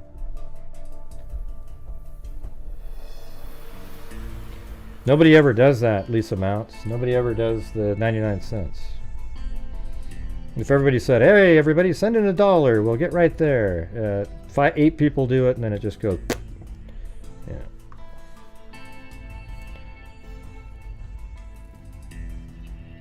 No, see, Lisa Mounts is going to try it, but it's just not going to. I believe that Seth is a bit sketch. That's exactly what I think, Usti Shrike. Exactly the same thing that you just typed in there. Now, I'm not saying that's what you said, Danielle. I'm saying the part about, I've seen you type in that you think that the Chris or whatever is like a violent man, like he's just some bad person. I've seen you type it in.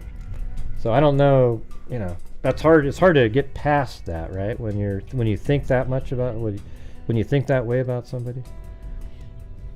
I mean, a lot of people think that, so you're not alone. I just think that there's been a lot of stuff that has been overblown in this case from the sort of people behind the scenes. Thank you, Lisa Mounts, Full Deck 52, and Allie K.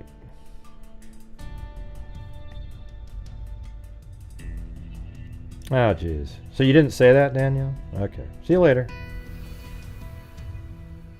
No, you're not going to get attacked. Nobody's going to attack you. Nobody's going to attack you. What do you mean? You've said that on many shows. It's okay. It's no big deal. God, that's so childish. Thanks, Tammy LP, Lisa Valenzuela, Bridget Bauman. Second time listener, Full Deck 52. Timothy Cecil, there you go. Hey, look at that. We're making a move.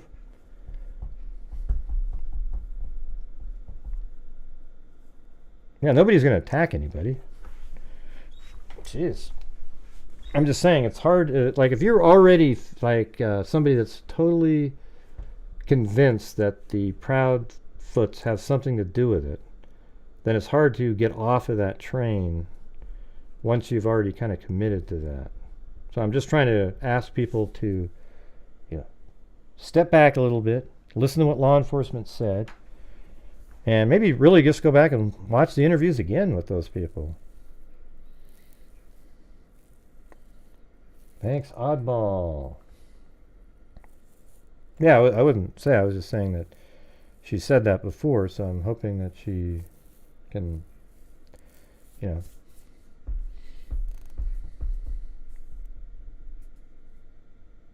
Ding ding ding diddle ding ding. Ding ding ding diddle ding ding.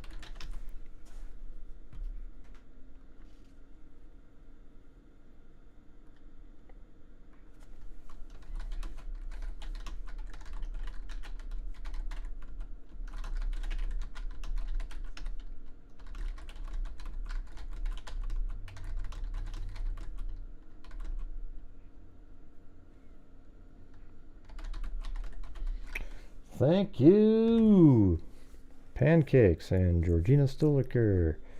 Everyone has their own opinion, personality. Personally, I'm getting, yeah, that's what I'm saying. I absolutely think it's witch hunt vibes, totally. And it you know, even at the end, it might turn into be. Every time I see 8675309, every single time, I see her smashing her face. I always think, oh, face palm. Yeah, I think it took off, yeah. But I totally have that vibe. I just, you know, I just get it all day. When you only sign into YouTube and you see the titles of videos, Chris is being investigated, with a question mark. You know, they always make sure the question mark is at the end. Chris is being investigated, question mark. Nobody reads that part though, right? Hey, look at that. It's the Handmade in Florida. Thank you. No way he deceased because his family members, any way you look at it. Huh? No way he is deceased because of his family members. Oh, yeah. I get it. Our body found. The only time these other channels think someone is innocent is if they have been arrested. That's exactly right. Richard Allen, Brian Koberger, two psychos that are innocent because it's cool to believe they're innocent. Not because, and guess what? They are innocent until proven guilty. But, you know, if you have common sense and logic, it's pretty obvious that both of them are the killers.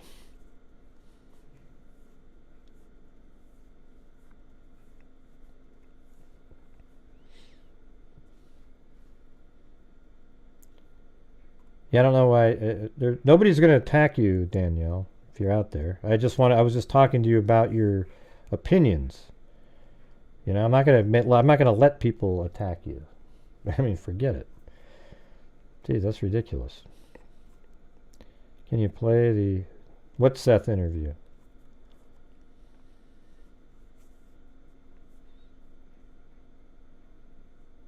What do you mean pro Proudfoot? I just told you earlier, I'm not pro anything. I even told him that. I go, listen, I'm not on your side, I'm not on anybody's side. I'm on the side of finding Sebastian. I just don't like the way the, the perception, I mean, literally this is what I think it is that people have created the perception that a lot of you have of the Proudfoots because they wanted to start making it seem like that they are capable of killing so that they had an avenue to discuss. Right? And now we're sitting here talking about this stuff, but at the same time, I think it's important because I wish people would really just kind of remember some of those other cases that had the same exact, every element basically is the same, and they were totally innocent. And I think there's a really good chance that that's exactly what we're seeing here. You know, but people will then focus on why he left. Well, it must have been really bad at home when he left. Even if he shows up alive, which I hope he does, that's what the narrative will be. It won't be that they were wrong. They'll say, well, we had it right. It was just that he left. Now you had it completely wrong because what you're suggesting is that they killed him somehow. Nah, I don't find everybody sus. I hate that word sus. Every time somebody uses the word sus, their credibility goes out the window. People many times create their own monsters. Oh yeah, well, especially YouTubers who need to create a monster to have material to talk about.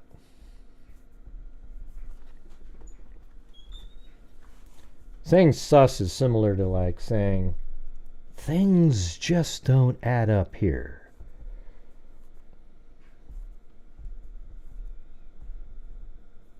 Yep. I do. I try to make people laugh. Yeah. He may have left the home for any reason. Perhaps she went out into the wooded area in the pitch black and fell into a pond and drowned. Yeah, I mean, that's exactly. There's ponds everywhere. There's, I guess it's even possible somebody drove by. Maybe they turned the lights off on their car, pulled in. He gets in. They drive away. He turns the car back on. It's, the lights back on. Another point. There doesn't seem to be a ton of cameras out there. I know there are some, but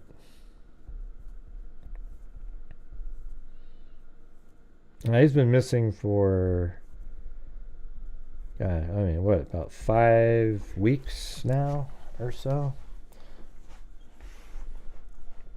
I don't know. I just don't like sus. I just never have.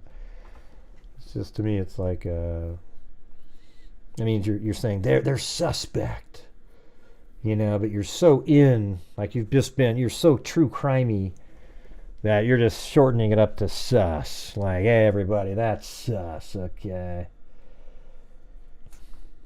Once I realized the clown said, oh yeah, I was going to ask about house cams. I mean, I guess I was going to try to do this I was doing it the other day. I mean, this is from July 2023, so not too long ago. We were looking up at here. It's hard to even see any cameras. And, a lot of them maybe have ring doorbell cameras, but not any of the outside ones. And so I guess that would be if a car drove by, it might pick up something. But if it's really dark outside, it's not really going to pick up a person walking.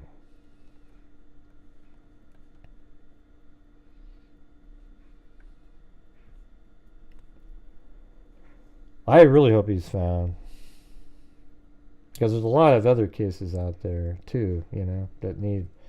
I mean, I've got a sort of building up a folder, or people keep sending me different cases,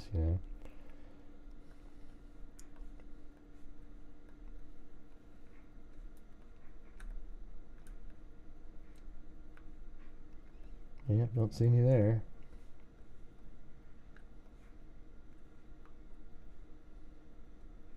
Looks like a light there.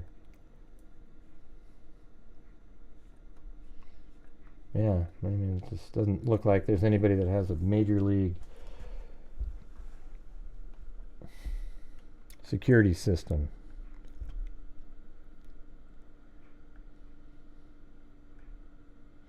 Yeah, there's a keychain with a flashlight on it. Yeah, that left. Yeah, so that is something that was in there. But I mean, that is interesting, right, you guys? That he took a keychain with a flashlight. So why did you need that? I mean, is that what you would do if you, like, say you killed somebody? Would you then take the keychain with a flashlight, and then, because you'd be thinking, oh yeah, we need to make it look like he escaped, but then wouldn't you have taken a pair of shoes too and thrown those somewhere? I don't know. I think the odds are like 70% or 80 even that he just walked out by himself, and then like 10% walked out and met somebody, and then I don't know. I don't even know. It might even be higher than that, because it's hard to. I don't see anything else. Even though I get it, I get why people might think something. Oh, it's so sketch. It's so sus and sketch that the dogs didn't hit on anything. That means he was taken from the house and put into a van or some other vehicle and driven somewhere. All right, hold on. This is Gray. Hey, Gray. Hey. It's Rebecca. Hey, Rebecca. So I'm sitting here Rebecca watching what? you on TV and nobody's calling. Rebecca N? Rebecca N? And so I thought I'd call. I have a question Well, for which you. Rebecca? Which Rebecca is this? Rebecca N, like the old that one, or No, just Rebecca, I called the other day. I Oh, called okay. on Wednesday. I was in your Oh. chat. Oh, Somebody okay. gifted me a membership. Oh, nice. Okay. Yeah. So my question is, what do you think about this lie detector test thing and Chris? Oh yeah, I don't make anything of it at all. Would you take a lie detector test that Nancy Grace gave you, or would you rather have one that law enforcement gave you? I don't know. I really don't know. I've never had to take one, so I don't know what I do. Well, here's what the answer is, though, to the story is that, Nancy Grace said, like he said, name the time and place, and then Nancy Grace sent him one, but then he probably had second thoughts like, wow, do I really want to take one from Nancy Grace? So he called the police, and they said, he asked, hey, should I take one with Nancy Grace? And Right. they said, no way. But yet Okay. he put something out today saying yes that Nancy Grace had lied. He didn't say that, and the real reason is Didn't say what? Because TBI or law enforcement has asked him to take one now. Well, no, he's gonna take one from them. Yeah. Yeah, and he said they have asked him to take one now. So I think Right, well, that's 'cause where the because he was information is coming from. People have jumped on that, saying that now he's under investigation. Well, no, he's It's not because of what he put out. Well, no, well, I know. Well, that's because everybody interprets everything the way they want it to interpret it. See, he said that. Yeah, I think he that's said that where he was that's going. coming from, though. I know, but people just interpret everything in that. It's called tunnel vision. So it doesn't matter what he says. He could say, "Man, I had a peanut butter and jelly sandwich today," and people would go, "Oh, wow! See how now the peanut butter? You see, he could have got that he probably got the peanut butter first at this one store." And then he got the jelly at this one, and see, that's on the way towards this river where maybe, that's how ludicrous it gets. It doesn't matter what he says. They'll turn every single thing into something. It doesn't matter. What happened was he said, hey, he decided not to do it with them, and then said that, should I take it with Nancy Grace? And they said, nope. So then he probably said, well, let's do one with you guys, right? Then that is what he typed in. I'm going to take one with them, or whatever it was. They're gonna do it now. He typed in that Ellie asked him to take one with them. Right, because he probably said that he was going to take one on that show. So hey, why not take one with him? And it's law enforcement when you're speaking, not LE. LE's for when you're typing. Right, but Come on, you guys. LE is like wouldn't TBI, or I guess TBI is considered law enforcement too, huh? I don't know. I just think it was his wording that everybody kind of jumped on that. Oh, you're just trying to say anyhow, why people might think that. Okay. Yeah. I think people, that might be why, but they didn't know that the rest of that story that I just told you. But originally, he said he'd already taken a lie detector test. I think this is why everybody. Well, he didn't, though. I remember seeing that. I actually asked him about that, and he said, the question was, has a lie detector test been taken? And he goes, yes. And it was a pass, yes. The lie detector test was passed, and yes. That's because his wife took one. Nobody said, did you take a like literally hit to him?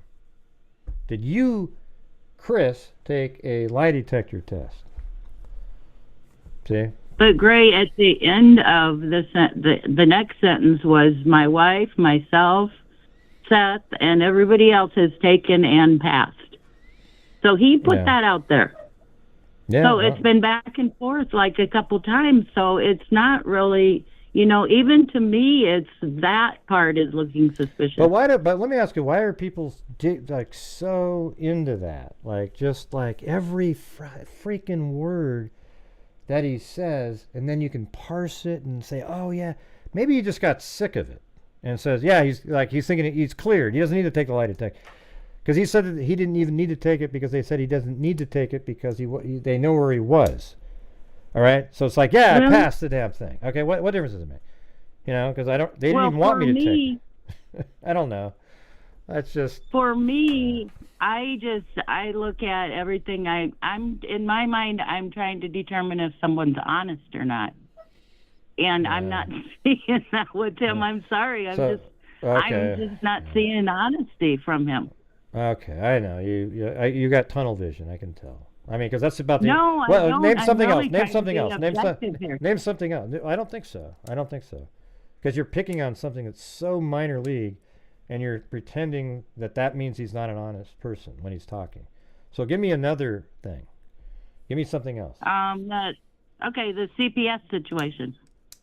Yeah, with the belt. And that story, it was completely different when he explained it on Nancy Grace. Then when he explained it. And he said it didn't turn into a CPS visit. Well, here just a few days before, he went into detail about the CPS worker coming. Yeah, I don't know. What was the final disposition? Maybe he was thinking more like that. Say that again? Oh, we got the trolls showing up in here. I can see him. No, I mean, what was the final disposition of those? I have no idea. I'm totally confused on if they did or if they didn't now. Yeah, so you got these people that hate the Proudfoot, so they go, great caller, because you have a point that they want to agree with. I don't think any of this stuff means anything. None of this stuff should have been talked about. Who cares about the CPS? It's irrelevant to finding Sebastian. Well, all it was put out there for was to make them look bad. That's it. So that everyone could agree now, yeah, I could see them being a killer. So none of this stuff should be out there at all. And so, I mean, that's the main point of why it's out there. So it's probably like they feel ambushed when they're talking about it. But Gray, he put the information out there is what I'm saying. He didn't need to elaborate on all that and then turn around and tell a different story. But he's asked about it. He's asked about it, though. He's asked about it. Yeah, well, that's my hang-up. That's my hang-up is I'm looking for honesty, and I'm just, side-eye here. Well, no, I think the part about your that isn't fake, the one about the people don't... I've seen that, the text message exchange when he said that about taking the lie detector test. I've seen that. But I actually asked about that, and that's what he said was that he was going to take, he said it, and then he asked police, should I take it with the Nancy Grace people? And they go, absolutely not. Okay, so, I mean, that's the answer to that. That's why he didn't take it. But see, that won't matter to people. It'll still be, he didn't take the test when he said he would. Would you take one? I mean, there's no way you would take a test from Nancy Grace over like a... Well, nobody is required by law to take a lie detector test, so I don't think I'd take one if I was innocent myself, if I was involved in something like this. Well, I mean, I wouldn't be caring what social media was saying about me either. Right. Most people do, though. Like, if you had a missing person, you want to get it out in social media, so you come forward and you try to tell people what's going on, and then social media then twists it around into absolute nonsense to create a larger story to tell. Mm-hmm. Yeah. Well, yeah, there's no doubt that happens. Well, I mean, I see what you're saying. You just think some of these things that he said that you think are inconsistent means he doesn't tell the truth. Yes. Right, but I think that's way too strong of sort of an opinion based on a couple things that you probably get ambushed by it, and you're like, oh God, Jesus, what does this got to do with anything? Okay, and then you're talking about it, and then maybe the next time you're a little willing to give up a little bit more information. I don't know. Yeah. It just doesn't. These are stuff that shouldn't be talked about at all. It has nothing to do with anything. It's ridiculous. Like, who cares about the? I mean, the whole thing. The stuff that Seth said about a kid in the house that assaulted Sebastian like 8 years ago, What does that have to do with finding Sebastian now? All that was put out there to make it look like the parents sucked because they allowed this to happen in the house. That's why it was put out there. Other than that, what possible value did that have for finding Sebastian? Can you think of something? My personal feelings about that is I think that Seth is just, watching them on all these interviews, and they have, said like, making fun of the way that Sebastian dances and just kind of like being real derogatory about him. And then, Seth has seen all this stuff on YouTube. And then I think the final thing was the lie detector test thing. And Seth I think he's been holding a lot back, and he just has started, that was like a breaking point for him. And I think he's pissed off now. And he's starting. So you're a fan. You're a big fan of him then. So that's what I see. It's no, there's these teams. I'm just watching everything and absorbing everything. But when I watch Seth, I think he look. When I watch Seth, I think the totally opposite. I think like, God, this guy's kind of a little something off here. This guy's, a little strange. He's out there on all these shows and, with the, trying to raise money for his Cash App account, and he's running around. I mean, what about that? I mean, see, that's the thing. That's the thing. But here's the thing. It's like, I think the whole situation is shitty. I think there is, like, their past and their communications with each other is crappy. So it's a really messy situation. So it sucks that there are people that just jump on the train of somebody, and then everything else that the other guy says is awesome. We have an excuse. Right. We'll build in everything that Seth says. We're going to have something we can build in. He's telling the truth. But when Katie said in a document 8 years ago that he used to beat Sebastian and picked him up by the neck one time, there's even photographs in the document of his neck, all right? And then we're supposed to go, oh, but that's all bull crap. I mean, she probably put those there. See, isn't that weird that everybody will say that? No. Yeah. Yeah, but there is in the same, I don't know who put that out originally, but then there's another document, and it was Seth's rebuttal to that document in the divorce. We shouldn't be knowing all about this divorce. So let's get all the rebuttals. Anyway. Then how about the mom's rebuttal to Seth's comment today? Were you totally okay with that? Because I thought it was absolutely well written. I believed it. Did you? Right. Yeah, I believe it. She's pissed off because I wouldn't want that stuff out either. Okay, you see, so you're totally biased. You've got the tunnel vision. It's just really it's clear. It's clear. Okay. No, it's clear right there. Why right there did you say she's mad that it's out? But instead of saying that what she told was the truth. No, I'm saying that that stuff shouldn't be out there. And I understand why she's mad. No, but not because it's out there. It's because it was false. That's why she's mad. Did you read it? I did. Yeah, because there was an assault, but they didn't allow it to happen like he tried to sell. You remember that? Yeah. Okay, you believe that. Yeah, so you believe that part of the story, that they didn't allow it to happen, right? You believe that, right? I don't know what to believe. Okay, but see, that's what I'm saying. You won't believe that there. Well, isn't but that anything where it's supposed to be? Like, no, because everything against the Proudfoots you agree with, and everything against I just showed it live on the show. Like you're biased in the way you're thinking here. Here's another thing. This is probably my biggest thing. I think, there's a lot of women, mostly women, that are sitting here watching true crime. Mm-hmm. And a lot of us have been through these relationships with these horribly controlling men. And that's what he's coming across as. So there's bias there, I think. Okay, let me ask you this. Did it bother you in the when Seth was telling the story? Let me ask you this. Did this bother you when he told, I'm just trying to gauge your tunnel vision. Mm-hmm. All right. So go ahead. So when Seth said that, he said that that he was being abused, and they allowed it. They allowed my son to be abused when he was younger, but I just didn't feel like it was my place to take my son from his mom. I mean, doesn't but the he didn't say that. Yeah, he did say that. He did say it. He led right up into that. He said, "I just didn't feel like it was my place to take my son from my son from his mom."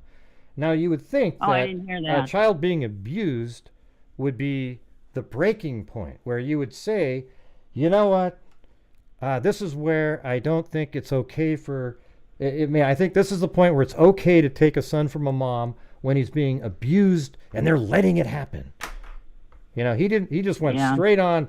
So that should bother the hell out of you that he said that. That he had that little sort of moral fiber to say, you know what, this is where I draw the line. You've gone too far.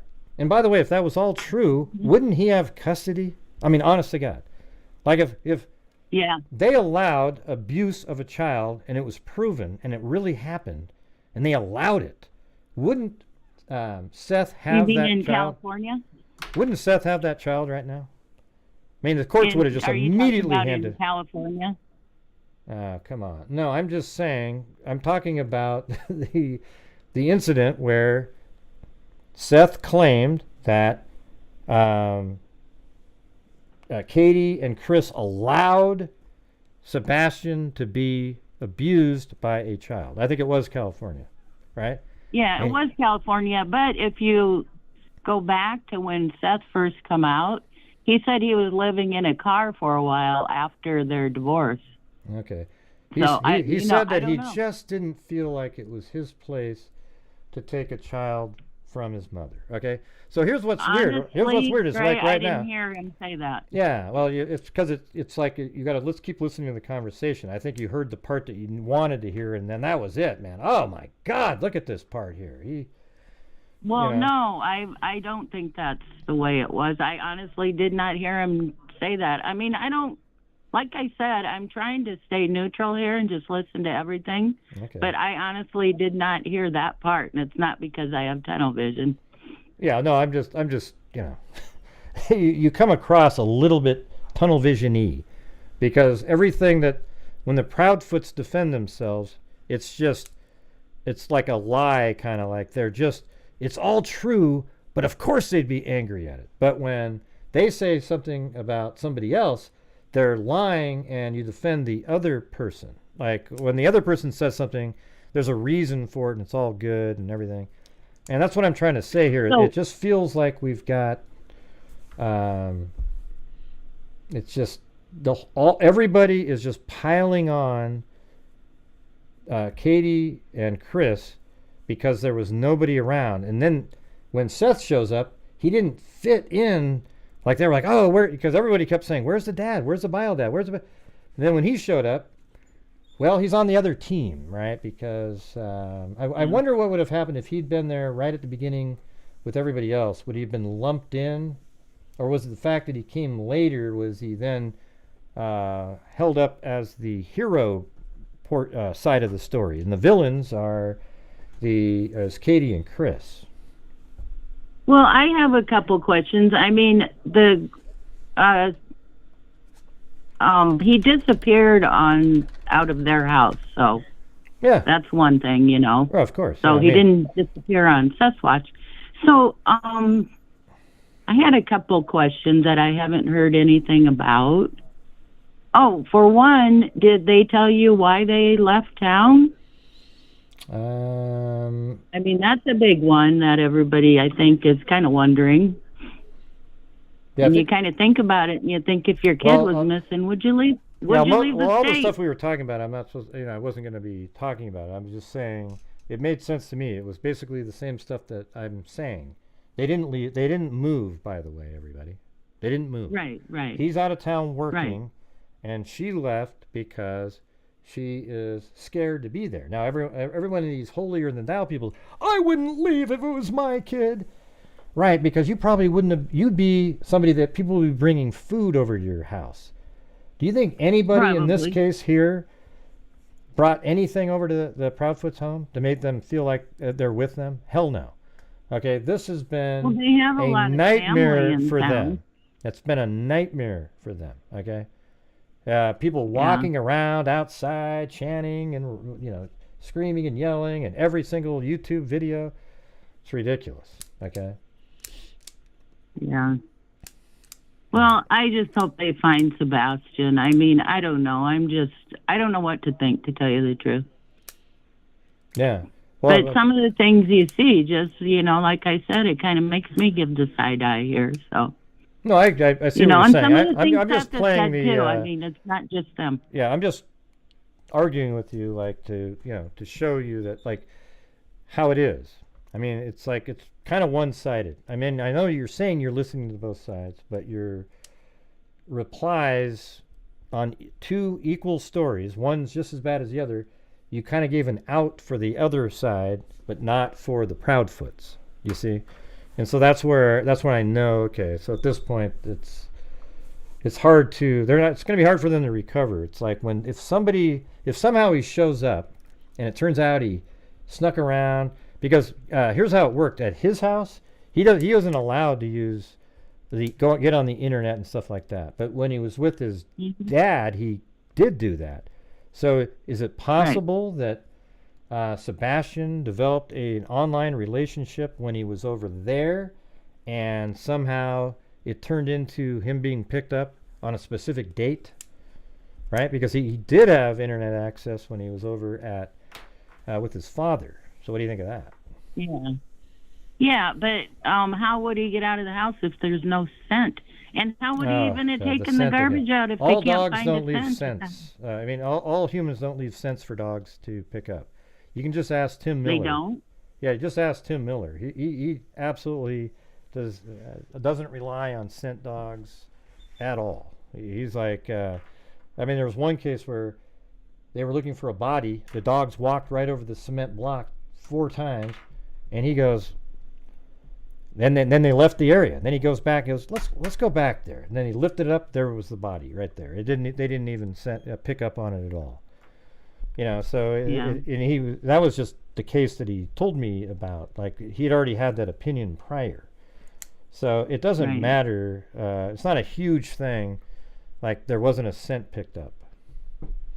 It's something. They didn't pick up a scent, but they don't always hit on a scent. But people make it sound like it's 100%. Yeah, people do think. A lot of people think. That's one of the big things. There's no scent. There's no scent. So how could he have left the house? Yeah, but hey, you're a good arguer. You got all your little points in there. I do, because I'm retired and I sit here and I can't help but watch all this all day, every day. Wow, it's fun though. So it's like, Yeah. It's hard not to think some things. So. Yeah, I know. It's going to be hard. So when the reality comes and he just shows up and somebody drops him off or something, it'll be weird for everybody. Wouldn't that be great? Yeah, it'd be awesome. It'll be weird for everybody though, wouldn't it? It'll be like for all the people who were so hell bent on it being Katie and Chris. And then all that other stuff that came out was just stuff that never needed to be out. All this dirty laundry, all that stuff. Yeah. It'll be weird. Yeah, this is true. Because it has nothing to do with finding Sebastian. Yeah. What's that? I'm sorry. Well, a lot of this stuff has nothing to do with finding Sebastian. Like none of the stuff like the abuse. I mean, do you think it was okay for Seth to bring up that? Knowing that his son might still be out there, he comes back, and now it's known that he was abused by somebody in the house. Do you think that was okay for him to do that?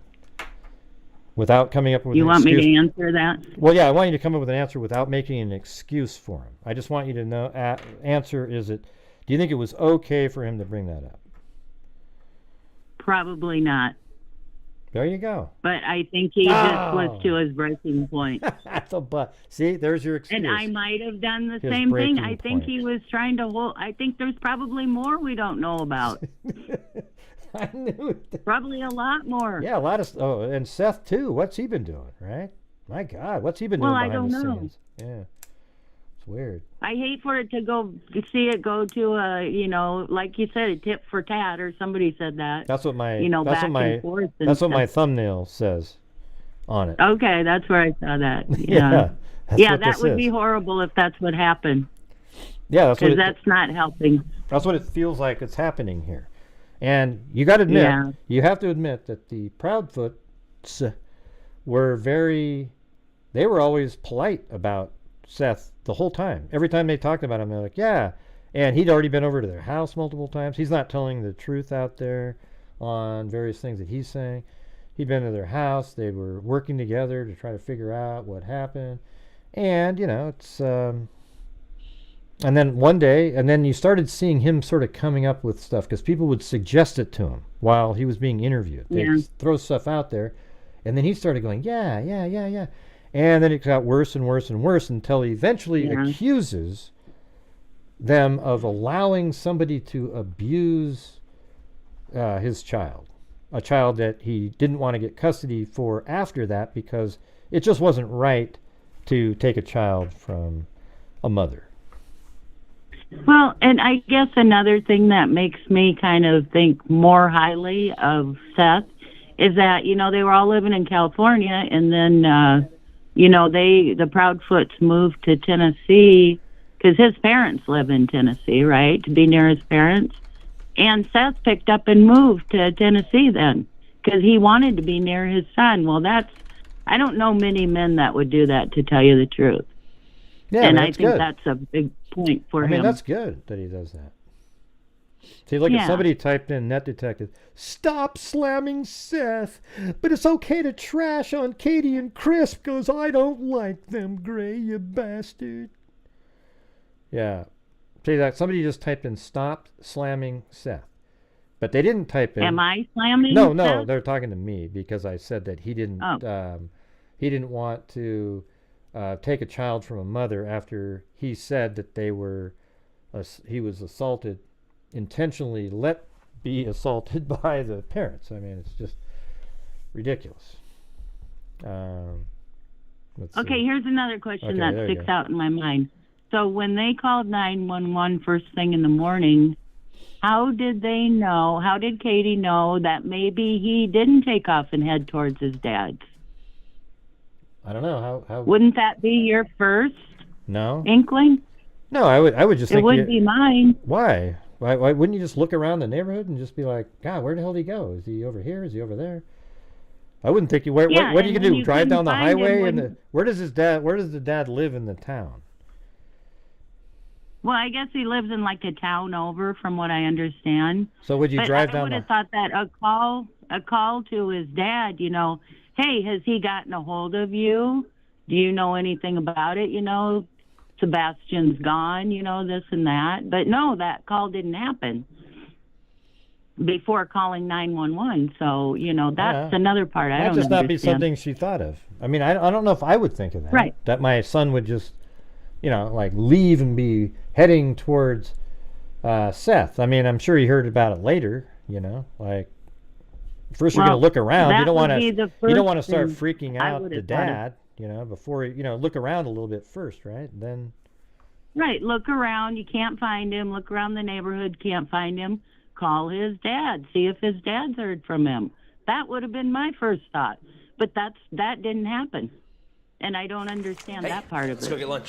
Well, that three-way call. That doesn't bother me at all. I gotta be honest with you. You know, just. What about the three-way call? Well, you're not a woman, Greg. It just doesn't bother me that she didn't think that he ran over to Seth's house right away. You know, or maybe contacted his dad. You know, or anything. You know, she didn't think of that, I guess, but. As a woman, you know, that'd be the first thing I would have thought of, and I'm thinking probably other women feel that way too. All right, but just let me do a poll. Hold on, let's do a poll here. Start a poll. Would your first thought be that Sebastian to check with the dad? That Sebastian went to the dad's or house. Contacted. Yeah, I'm just saying. You originally said that you had thought that he went over to the dad's house. You know, just you guys know what she's saying. So I'm going to do the poll here. Here we go. Well, you know what I'm saying. Yeah. So my question was, would your first thought be that Sebastian went to the dad's house? Okay. I'm just seeing what people say. I'm not in the chat, so I'm interested in seeing what people say. Well, there's like 50. It's like 6%. I think that's crazy that people think that. Man, now it's no. Really? Now it's no. Well, it's just like, why would that be the first thing you thought of? Like, if I had a dog or because something. Because women are like that. Women are smart like that. Smart like that? I don't know, because did he do that? Yeah. Here, I'm trying to get these memberships. Hold on. Where are they? There we go.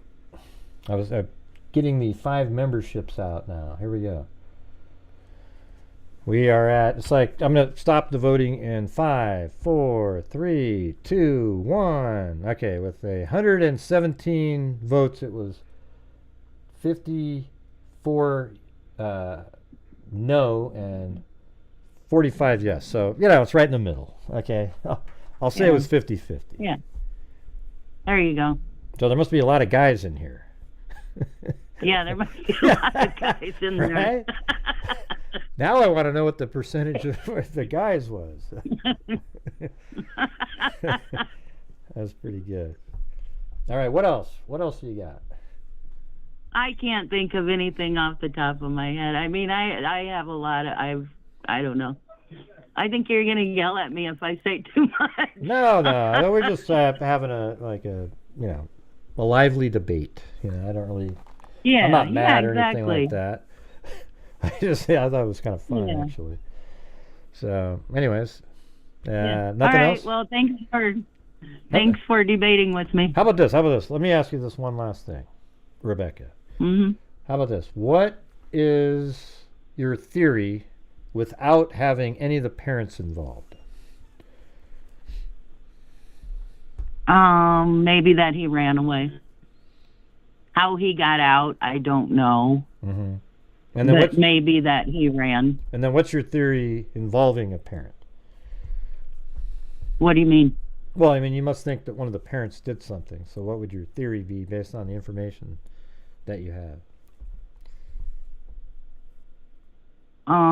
I think that being 15 years old is not easy. And I think that having the autism was probably a factor. And I feel like maybe they were too strict on him. Mm-hmm. And maybe he got overwhelmed. Oh, and then he left. Yeah. And he ran. Okay, so you don't think one of the parents harmed him? Well, Chris is the only one said that he's been harming him. Oh, jeez. He spanked the kid like... You know what? I got beat... Whenever I did something wrong, my mom took out a belt and hit me with a belt, and then she broke about 50,000 wooden spoons on me. And it's like... I never been put in prison. I love my mom. She was great. She raised 3 kids, boys, all by herself for, 5, 6, 7 years.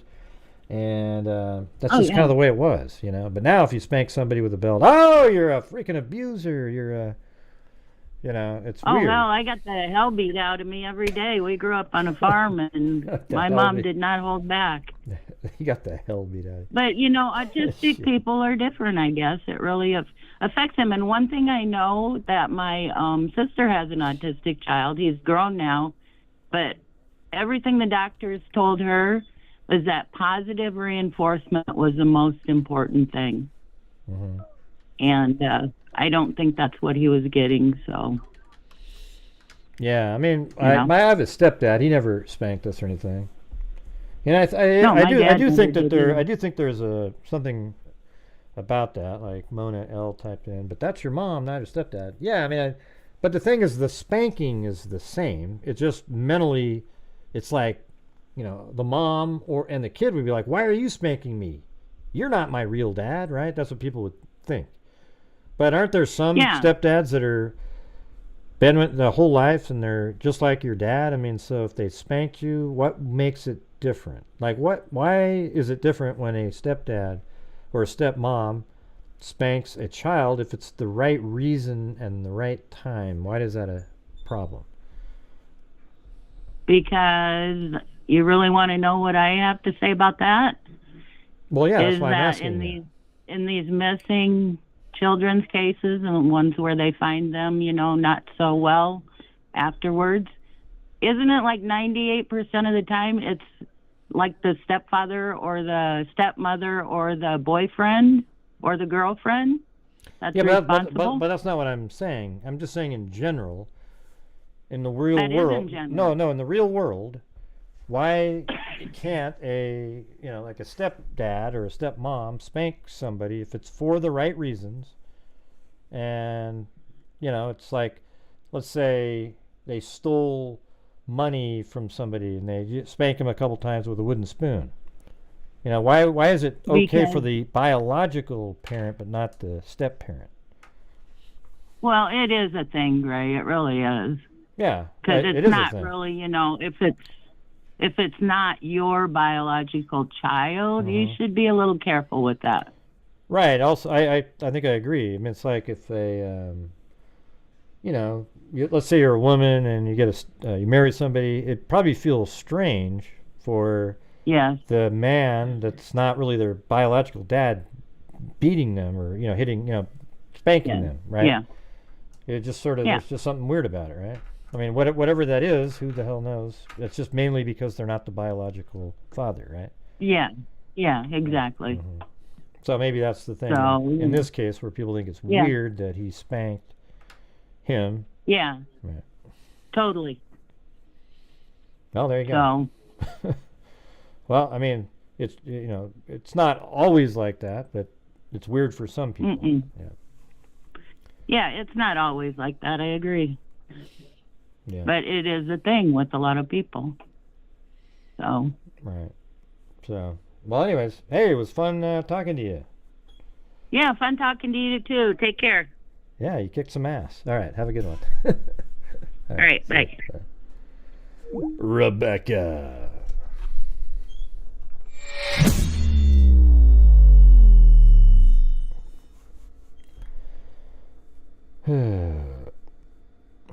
How long has I been on here for? I bet it's 2 hours and something. 2:32. See, that was fun. See, that was not bad. That's why Danielle could just call in and explain stuff. Anybody can call in. There's no, there's no reason to feel like, oh, everybody's going to attack.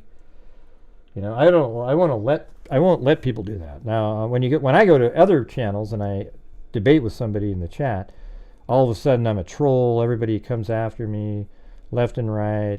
It's full on. Gray was so rude. And what makes somebody rude is if you don't agree that Katie and Chris killed Sebastian. That makes you rude. Like if you question somebody on it. It's wild. It's like this mob freaking mentality. You guys have seen it, haven't you, out there? Be honest. Be honest. And by the way, thank you up there to... man, that's way up there. I can't even scroll up anymore. To Lisa Wilkerson and the Broken Scout. Seeing all Gray's work on Court TV is great. Gray, you have lost your amateur status. Adram says you'll get the basketball reference. Yep. Do you do very professional work? You are a credit to True Crime. Well, thanks, the Broken Scout, for the kind words up there. Very cool. Anybody else out there?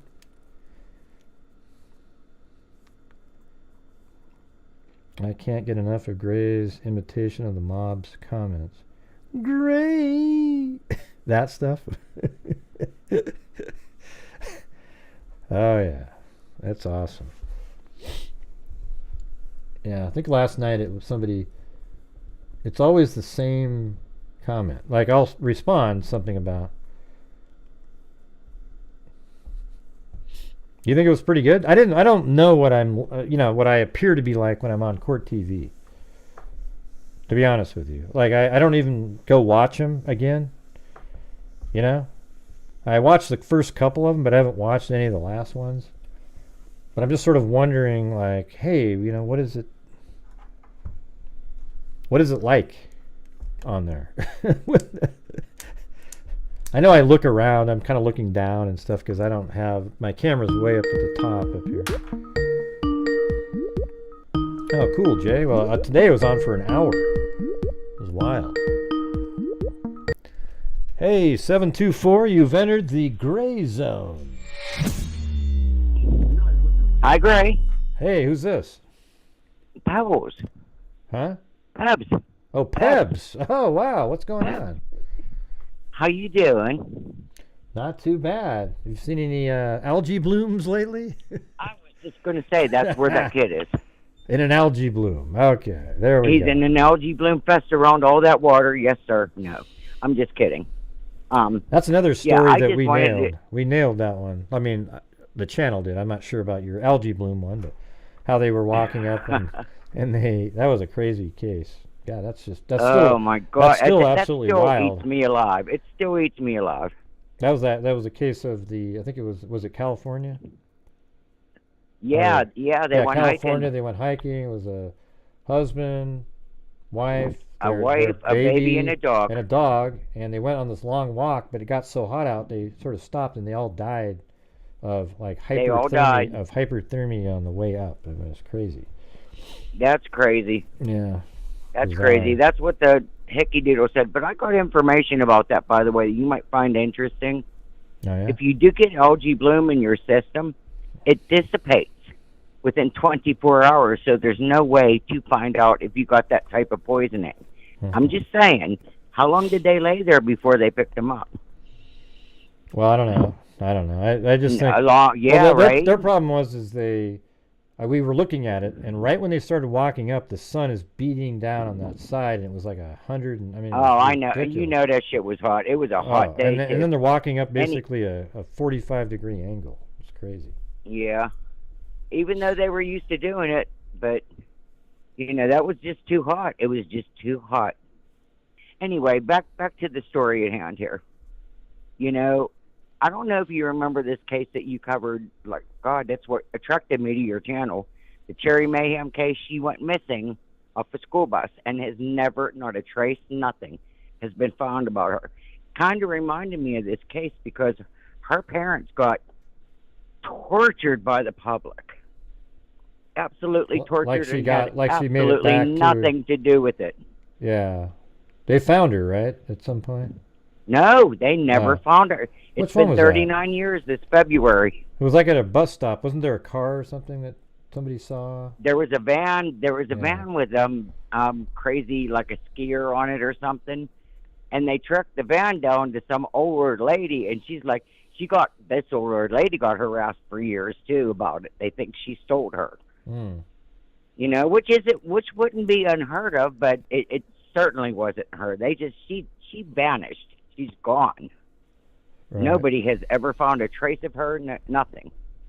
Mm-hmm. And they just had her mother on TV in February, like praying around the spot she went missing again. She's just Hey, Peps, so brokenhearted and lost. Can you hold on for 1 second? I got to get the likes up, so hold on a second. Everybody hit that like button right now. There we go. 10, 15, 20, 25, 30, 35, 40. Hit that like button. 40, 45, 50, 55, 50. Come on, you can do it. Come on, do it. 25, 30, 30. 30, sir. 25 of you can't do it, Pebs. 30, now 5. I'm 30. Could you hear that in the background, the music? Or the voice? I can hear something. Well, I was hoping you would do the 25, 30, 35, 40, 40, like that. Oh, all right. You didn't do it. Hey, hit the freaking like button, freaks. You know what to do. You know what to do, freaks. The non-freaks, you know what to do, too. Just do it. Yeah. Just do it. It don't cost a thing. That's right. Use your nose, use your toes, whatever it takes. Yep. Yeah, so anyways, so what do you think's going on in this case here? Well, I think he wandered off, Gray. I mean, considering the fact that he's autistic, he was on the spectrum, just intelligent enough. And I think whatever was going on with him, I'm not going to try to say he was scared, maybe adventurous. Do you know what I'm saying? Even though, a little antisocial. Mm-hmm. But I think he was adventurous, and I think he went off and wandered and got lost, especially with no shoes. Well, he liked to do road trips, apparently. So he liked to do road trips. And right. he had a keychain with a light on it. And like you said, maybe he's adventurous. He was also said he doesn't have a lot of friends, so maybe he just kind of went out and about, you know? But I honestly think neither of the parents on neither side had anything to do with it. I mean, in the long run, the reason maybe why he left exactly. But I don't think that that child died from that. That's what I think too. I don't think the parents. I don't think any of them are physically the reason he's not there. But of course, you know, when kids run away, they're not liking the place that they're at, right? That's why they leave. So let me tell you how many times I ran away from 11 years old, here we 15 go. years old, because I didn't like just being grounded. My ass was made of leather. They couldn't beat me enough, so they grounded me, and I did not like that. How's your mom doing? So out the window I went, and I ran away. And how's your mom doing? What's that? Your mom? I don't know. Your mom. I don't know if you were. Yeah. My mom worried sick. I never knew how much she worried about me until like the last 20 years when we talked about it. Mm-hmm. And it broke my heart to know how much she worried about me, because I didn't think of it that way. I thought, oh, they're going to ground me for this stupid crap, so I'm going to leave. That's just how kids are. Didn't your mom do a show like a recording with me? She did. She absolutely did a great interview. She was incredible with you on your channel. Yeah, she was amazing in that thing. You guys if you ever go to listen to it. So were you. You were amazing with her. Oh, thanks. But her life story basically She asked was me, pretty she's amazing. like, how often do you talk to him? I said, well, I'll go on and donate, and then I got other stuff to do. But I said, otherwise, we don't really talk like personal friends. I said, but I'll go on and donate to him once in a while. But I had to call and just give my little stupid opinion well, here. We've talked that's before, honestly, I think, is all that's going on here. And it's, I'm not going to talk about the father. I'm not going to talk about the stepfather. I'm not going to talk about the mother in a negative form, because nobody wants that to happen. I just hope that child is okay. That's my main thing, you know? Yeah. I just think they're, you know, my thing is this, is like when I see Katie and Chris talking, they just sort of seem like, I mean, I've seen other people like this. I mean, I'm not sure what is the cliche classic look of somebody who's being interviewed when they have a child missing.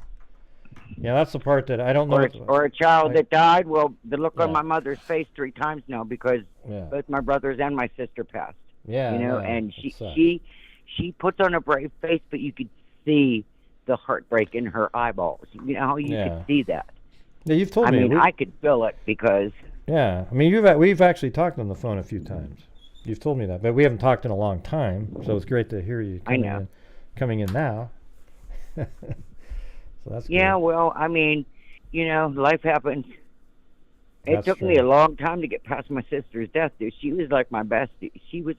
Never mind. I am not going to do this right now. Okay, well, I'm sorry. But her first year anniversary of her death is on April 25th, coming right around the corner already. Oh, jeez. Well, I mean. But anyhow, your mom raised good kids, I can tell you. Yes, she did. Yes, she did. And you have a great mom. And she's still working full time, dude. She's a nurse, right? 82 right? Is a nurse. A nurse, right? Yeah, crazy. 82. God love her soul, huh? That's amazing. Jesus. I'm gonna tell you something though. She's getting a little grumpy. All right. She's getting a little bit grumpy. Oh, that's what happens. Yeah. You know? Look at my dog, Blue. And I just Blue's look at her grumpy and as smile hell. and say, "I love you, Mom." Yeah, well, Blue's getting grumpy as hell lately. Blue, Chloe was eating the chair yesterday. What the hell is up with that? Is she okay?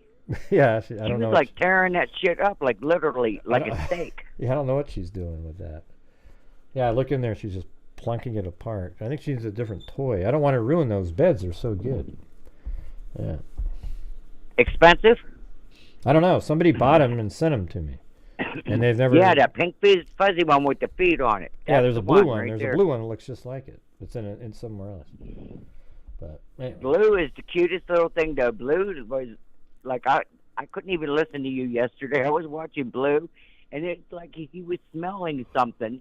His nose was up in the air, and every time a loud noise would happen, he would perk up. And well, he's waiting then for a little Chloe something got to eat. sick of it and went and started eating the chair. I don't know. I don't know what happened. She's a little bit, something's a little off there with that one. That's okay. She just stands there and twirls around for no reason. You'll just be standing there looking at her, and she does like 9 pirouettes in a row. Like, what are you doing? Really? Blue or Chloe? Chloe does. Oh, yeah. Well, that's probably because of the toxins from the freaking chair, dude. Oh, I didn't think of that. She's sitting there eating it. Maybe that's what it was. Oh, Jesus. Like, have you seen her poop lately? It might be pink and stringy. Who knows? Yeah. Just might be. Yeah. I just know my little tiny dog that size, a little bit bigger than Blue, ate some fuzz out of a stuffed animal that was like grade A stuffed animal and got sick for days. I was so worried. I was so worried. Thank God he like pooped it all out, but that's why I said that. I'm like, holy crap, she's tearing that chair. Anyway, yeah, this case is really unusual, but it did take me back to the Cherry Mayhem case. She just like went missing without a trace. Without a trace, and they ridiculed the poor parents, and she had a stepfather too. But I mean, he winded up dying from all the stress. Missing without a trace. That is a shame. That is a shame because her mother to this day will get right on there every year of her anniversary. And please, anybody with any leads, please, someone has to know something. Yeah. Somebody has to know. Yeah. I think next year is like the 40th anniversary in February. Maybe you should cover that. Get someone to listen. Yeah. Because you do got a bigger platform, than just local. Please to keep saying, "Oh, we're into it." It's not a closed case yet. Yeah. Every year it's the same shit. That's right. Well, we'll see. Yeah. Well, what else you got? Anything? No, not really. Just I miss you, my friend. I miss talking to you, but you too. Life does catch up with us, doesn't it? Yeah. Maybe we'll have to check in with each other. But I want to make sure. Yes, we will. And I want to make sure I tell the freaks, hey, and I love you guys. They are the best. You got the best people on there, Gray. Well, thanks. And you're one of them, so show up more often. There you go. Well, I will when I can, I promise. All right. Well, thanks, Pebs, and get back to your You're welcome, algae bloom. Gray. And why to... is there a still picture on my TV? Aren't you going to show your pretty face anymore? Oh, I mean, I wasn't on that screen. I could be on this one. Hey, everybody. How's it going? Yeah, there you go. I can't see you. I'm in the upper I'm on my TV, so. Yeah, well, get back to your algae bloom, okay? All right. Well, listen, yeah, I will do that. I'll send you a drink later. All right, thanks. Okay, you have a great night. Tell the lady love. All right. There you are. Hi. All right, have a good one. See you later. Bye. Bye-bye. Thanks, Pebs. Oh, 207. Who's this? You're in the gray zone. Hi, Gray. It's Sully. Sully. What's going on? Well, I just had a couple thoughts on Sebastian. I kind of want to look at it as he's still alive, right? Mm-hmm. That's the best scenario as far as I'm concerned. And then, I rule out a couple of things. I don't think Katie and her husband are involved. I do think he was lured out of the house. Mm-hmm. I don't think he went out on his own and is walking through the woods and taking care of himself or at a friend's house. Yeah. That would have come out weeks ago. But if and I'm trying to make this seem like maybe there's no bad guys. Yeah, there probably isn't any bad guys. Huh? There probably aren't any bad. There's no other than maybe somebody that picked him up. But. Well, one of the Seth. Yeah, I don't consider him a bad guy, but I think there's a possibility that he and an accomplice is involved in taking Sebastian. That's what I said earlier in the show. In that same theory. I said the same. Yeah, I think that's definitely a possibility. Well, I had been thinking that during the day, and I was thinking of calling it, and I was shocked when you started talking about it because it was But at the end of what you were talking about, you just had Seth showing up again, but do you have Seth in that scenario you're just talking about? Do you have him, I mean, not Seth, but Sebastian with Seth? No, right? Well, no, I have Sebastian. I mean, you're asking me about my theory, what my theory is? I had to deal with a troll in the middle. Yeah. Of it. I had to deal with a troll on the side. So, what did you? What was the question again? Sorry. Well, I'll just tell you what I think. I think Seth has more of a chance of having, let's call it abducting. Seth thinks it's saving his son from who he considers evil people that can't take care of his son, and he doesn't want to spend another day separated from his son. And he's out there on a my thing is he's out there on a campaign. Like, you could say that he's out on a campaign to try to destroy the reputation of the parents, so that when the truth comes out that he had them, people will go, oh, but look, he was just doing it because look how bad these people are, right? Yeah. Yeah, and then he wouldn't seem like a bad guy. He would seem like someone that was trying to right a wrong, you know?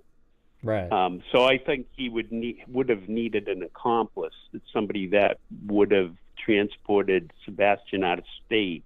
He's being hidden and taken care of, not really going to be seen publicly for a while. Maybe they didn't think it would blow up as high. Right. I mean, I think this story, I think this theory has just as much, it sounds a little like a little weird, but then we really just kind of go, oh, it's really not that complicated. You know, he was saying apparently that he wanted to be with his dad. He didn't like being there anymore. And then he picks this perfect night where his sister isn't home and the dad isn't home and it's just his mom. And when the mom's as far away as you can get in the house, kitty corner in the master bedroom, he exits the house and meets up with his dad or somebody connected to his dad, and an accomplice. Yeah, something like that. And his dad is, you know, maybe they thought through it and everything, and like, oh, if my phone's over there. Dad needs an alibi, so the accomplice handles most of it. But in my scenario, he's well taken care of, hidden. Yeah. And I want the kid to be alive. Okay, so that would be the best case scenario. That'd be the best scenario. Yeah. But it would be heartbreaking for all the people who hate Katie and Chris so much, because it'd be like, oh wow, it was the other guy. Yeah. You know, but he did it. He's thinking he's doing it for a good reason. Right. So well, that's he's not a bad guy either. Right. That's their. You know what that's I mean? Their salvation. They'll say, well, he was right about. Okay, so all the stuff that we thought about them was true. You know, but he was saving him from that. Okay, that's how they'll make themselves feel better. Yeah, that's true. Yeah, I think you had a point there, and it was the same point. I was thinking of it earlier. I don't have all the facts of the case, but he looks like such a sweet kid. I don't picture either sets of parents offing him. You know, so abducting him, only the father, only Seth, to me would seem like the suspect. He's going to take care of him. He's going to. He's trying to straighten him out. He's been, abused or molested, however you call it, and he wants his son sooner than later back. So I think he found a way to get him back, and now he seems to be picking on, the mom and the stepdad so much. Yeah, building a case against them, but it seems to be kind of building to a boil, and it might have to do with he's not being able to see Sebastian. Seth isn't, even though he's arranged for him to be moved, because I'm sure he's being watched. And has Seth ever had or volunteered for a lie detector test himself? I'm not sure if he's taken one. I'm People Yeah, might I don't say think it, but I don't know. I know that I don't know that either. Katie's taken one. What does he do for a job? Well, I thought he said he was like in corrections somewhere, like at a prison or something. I don't know. That's what I heard. Yeah, well, it might be a good place to get an accomplice to help you out, to hide and educate, kind of I don't know. I don't see him wandering off in the woods and drowning in a pool, and I just don't see it. So I see he's in a safe place with, probably his dad's control, but his dad is now realizing, he might be being watched, so it's not going as cool as he might have thought in the beginning. Like I'll be able to go over there and see him. He's probably being followed himself. You're probably hoping maybe. Well, the thing is, a missing person case. Maybe they were hoping it would just be like the standard, because a lot of kids go missing and nobody. I mean, literally, there's thousands and thousands of 15-year-olds that go missing, and they're off somewhere. So they thought maybe it would just be one of those, but then it turned into this. And when I say they, I mean he in your scenario, but it turned into something much bigger. So now he's out on if you were just theorizing, I mean, this is all just total theories with no evidence to suggest it other than just some of the comments people have made, like Seth has made about him he liked road trips, and then other comments he liked to be by himself, etc. So he wanted to be with his dad, his biological dad. Yeah. So those kind of things, that's what made me think of that theory. I don't even remember, a couple days ago, whatever the hell it was, I was just sitting around going, well, look at this. This is kind of weird because he's out. Well, I think it was just yesterday, actually. Like he was on a show, and everything he was saying was just so demoralizing and made the parents look so bad. That's right. That you sort of wonder, right. You kind of wonder, like, why is he going in on it? Is it just because they were the last people to take care of it, or is there something more? That's just sort of, it's just a theory. Probably was like a hate of the parents. Yeah. Might not be true or anything like that, but it's just something that makes sense given the facts of the case. Well, he was hot about the parents, both of them. There was some animosity there, big time. But I have an autistic granddaughter about the same age as him, and my son and daughter-in-law, they have alarms on the house when doors open. They know, and all this. I know these folks didn't have that, but so he could have easily, I don't know, just met up with his dad or his dad's friend, and they're off somewhere, and that's the best. Well, there you go. Case scenario that I'm thinking. That's what I'm hoping. Well, let's all hope that that's it. All right. Yeah. Well, cool. I think I covered everything I wanted to talk about. So. Well, good. Good show. Another good call. Good show. Well, thank you. Good. Thanks for calling in. Hey, well, thanks. Appreciate it. Have a good night. Thanks, Greg. Have a good night. You too. Have a good one. All right. I think that's going to do it for me. I'm tired. Another long day. Seems like whenever I go on Court TV, it's like I have it's hard to get back into the rhythm, because you're kind of ready to go. I might have done a show at 5, and then when you're done with that show, then it's like, okay, now you got to sort of be ready for it all day, thinking about it. At least that's how I do it. Just think about stuff. But anyways, thank you guys very much for being here. Lisa Valenzuela, Brooklyn, a new member, LM, Candalee Woodward Stone, 31 months. Alley Cake, Pixie Blue, Billy Barker, Kit, K-Me, and then Leslie Castillo, right? Isn't that how she wants to say it? I always thought it was Castillo, or maybe I'm thinking of a different double L. Lisa Mounts, Whiskey Boots, Hallucinogenic Recipe, gifted 10 memberships. Oh boy, that's awesome. And then 8675309, Oddball, Jane Smith, Eusti Shrike, new member. Kit, Gela, Jessica Schubach, Billy Barker, Nona617, Kathy Chapin, Cheryl gifted a membership, LM, a new member, Oogla Boogla Freaks, Wise Child, Brittany Bauman gifted a membership, or Bridget Bauman, she's Brittany, Jesus, stupid. It's Bridget Bauman, she's been here forever. Allie Cake, Gala, Jessica Schubach, Tammy LP, I knew right when I said it, I go, that doesn't sound right. Kathleen Canick, Ginger's Keys, Linda Howell, as in Linda Molden Howe of the Cattle Mutilations and Crop Circles. This account, Lisa Mounts, Full Deck 52, Allie Cake, Tammy LP, Lisa Valenzuela, Bridget Bauman again, M. Jordan Jarding, Timothy Cecil, just said hi, Gray.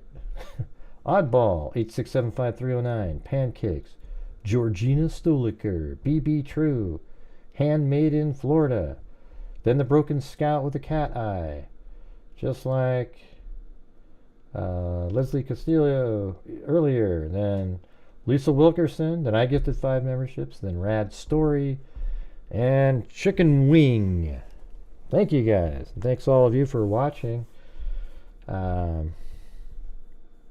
Anyways, I think I missed the part up there about Calgal, perhaps. Calgal. Is there another Calgal in here? I only know Caligal 3. That's it.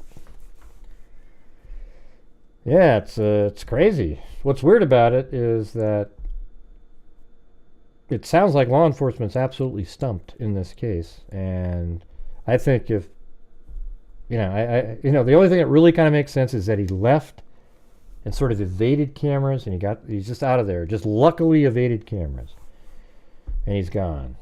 That's the thing that makes the most sense. He's probably just somewhere out there. I'm hoping it's not a Harley Dilly story that he went into a little crevice somewhere, couldn't get out, and died. I hope it's one of the other stories where he literally just took off and they find him somewhere. Maybe in the summertime he comes strolling back. Who knows? But anyways, thank you guys very much for being here tonight. Thanks for all the callers. Rebecca, that was a good one. They're all good. I thought every call was good, but Rebecca was, in there. Got the battle going. That was sweet. Of course, you got the trolls in there going, if you don't agree with Gray, you can't say what you want, you bastard. Well, as you can see, she was saying what she wanted. We just went back and forth, She had some good points in there. Just the way it is. All right, thanks. We'll see you guys tomorrow. And anything else? I'm not sure. But anyways, we'll see you guys tomorrow. And as I always say, until next time, be safe out there. Have a great weekend, everybody. And where is it? 1 and a 2 and a 3 and a 4 and a 5 and a 6. Yeah, I've been doing this true crime thing for quite a while now. Gosh, great! And during this whole time, Why do you I have say not that? seen one person that is. Are you trying to be a Karen? Karen? Crime dissector. My name isn't Karen. Plug rejector. I'm a certified human lie detector. Gonna get ya on a stretcher if you try and play me like an old projector. Crime sector is my nectar. Professor Greg is gonna give another lecture. Crime collector, freak connector, and I'm always gonna be a pup protector. Fool deflector, interceptor, and I'm meaner than a specter with a vector on his pector. With all respect, y'all, just remember I've a temper fucking check ya. I have no agenda, I'm no pretender, and I'll serve it to you straight without the blender. And in the end, I'm gonna send ya on a mission to reveal the true offender. Yeah, so I'll just get right back to work. All right, everybody? Talk to you later. Good night. It's okay, Diane Hill. But listen, Diane, when the truth comes out and you're wrong, I hope you do an apology tour Okay? Yes, I think there's a possibility one of them is involved somewhere, but there's no information indicating that at this point, Diane.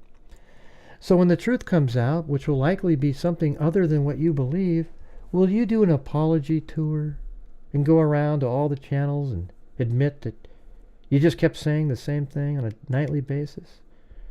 Right. I didn't think so. Good night, everybody. Gosh, Gray, what the hell was that? I just had some thoughts at the end of the show. Good night, everybody. Gee.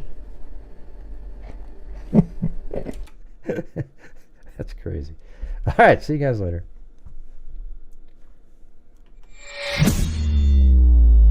Huh? It's a house! There's mosquitoes the size of bald eagles in that dadgum swamp.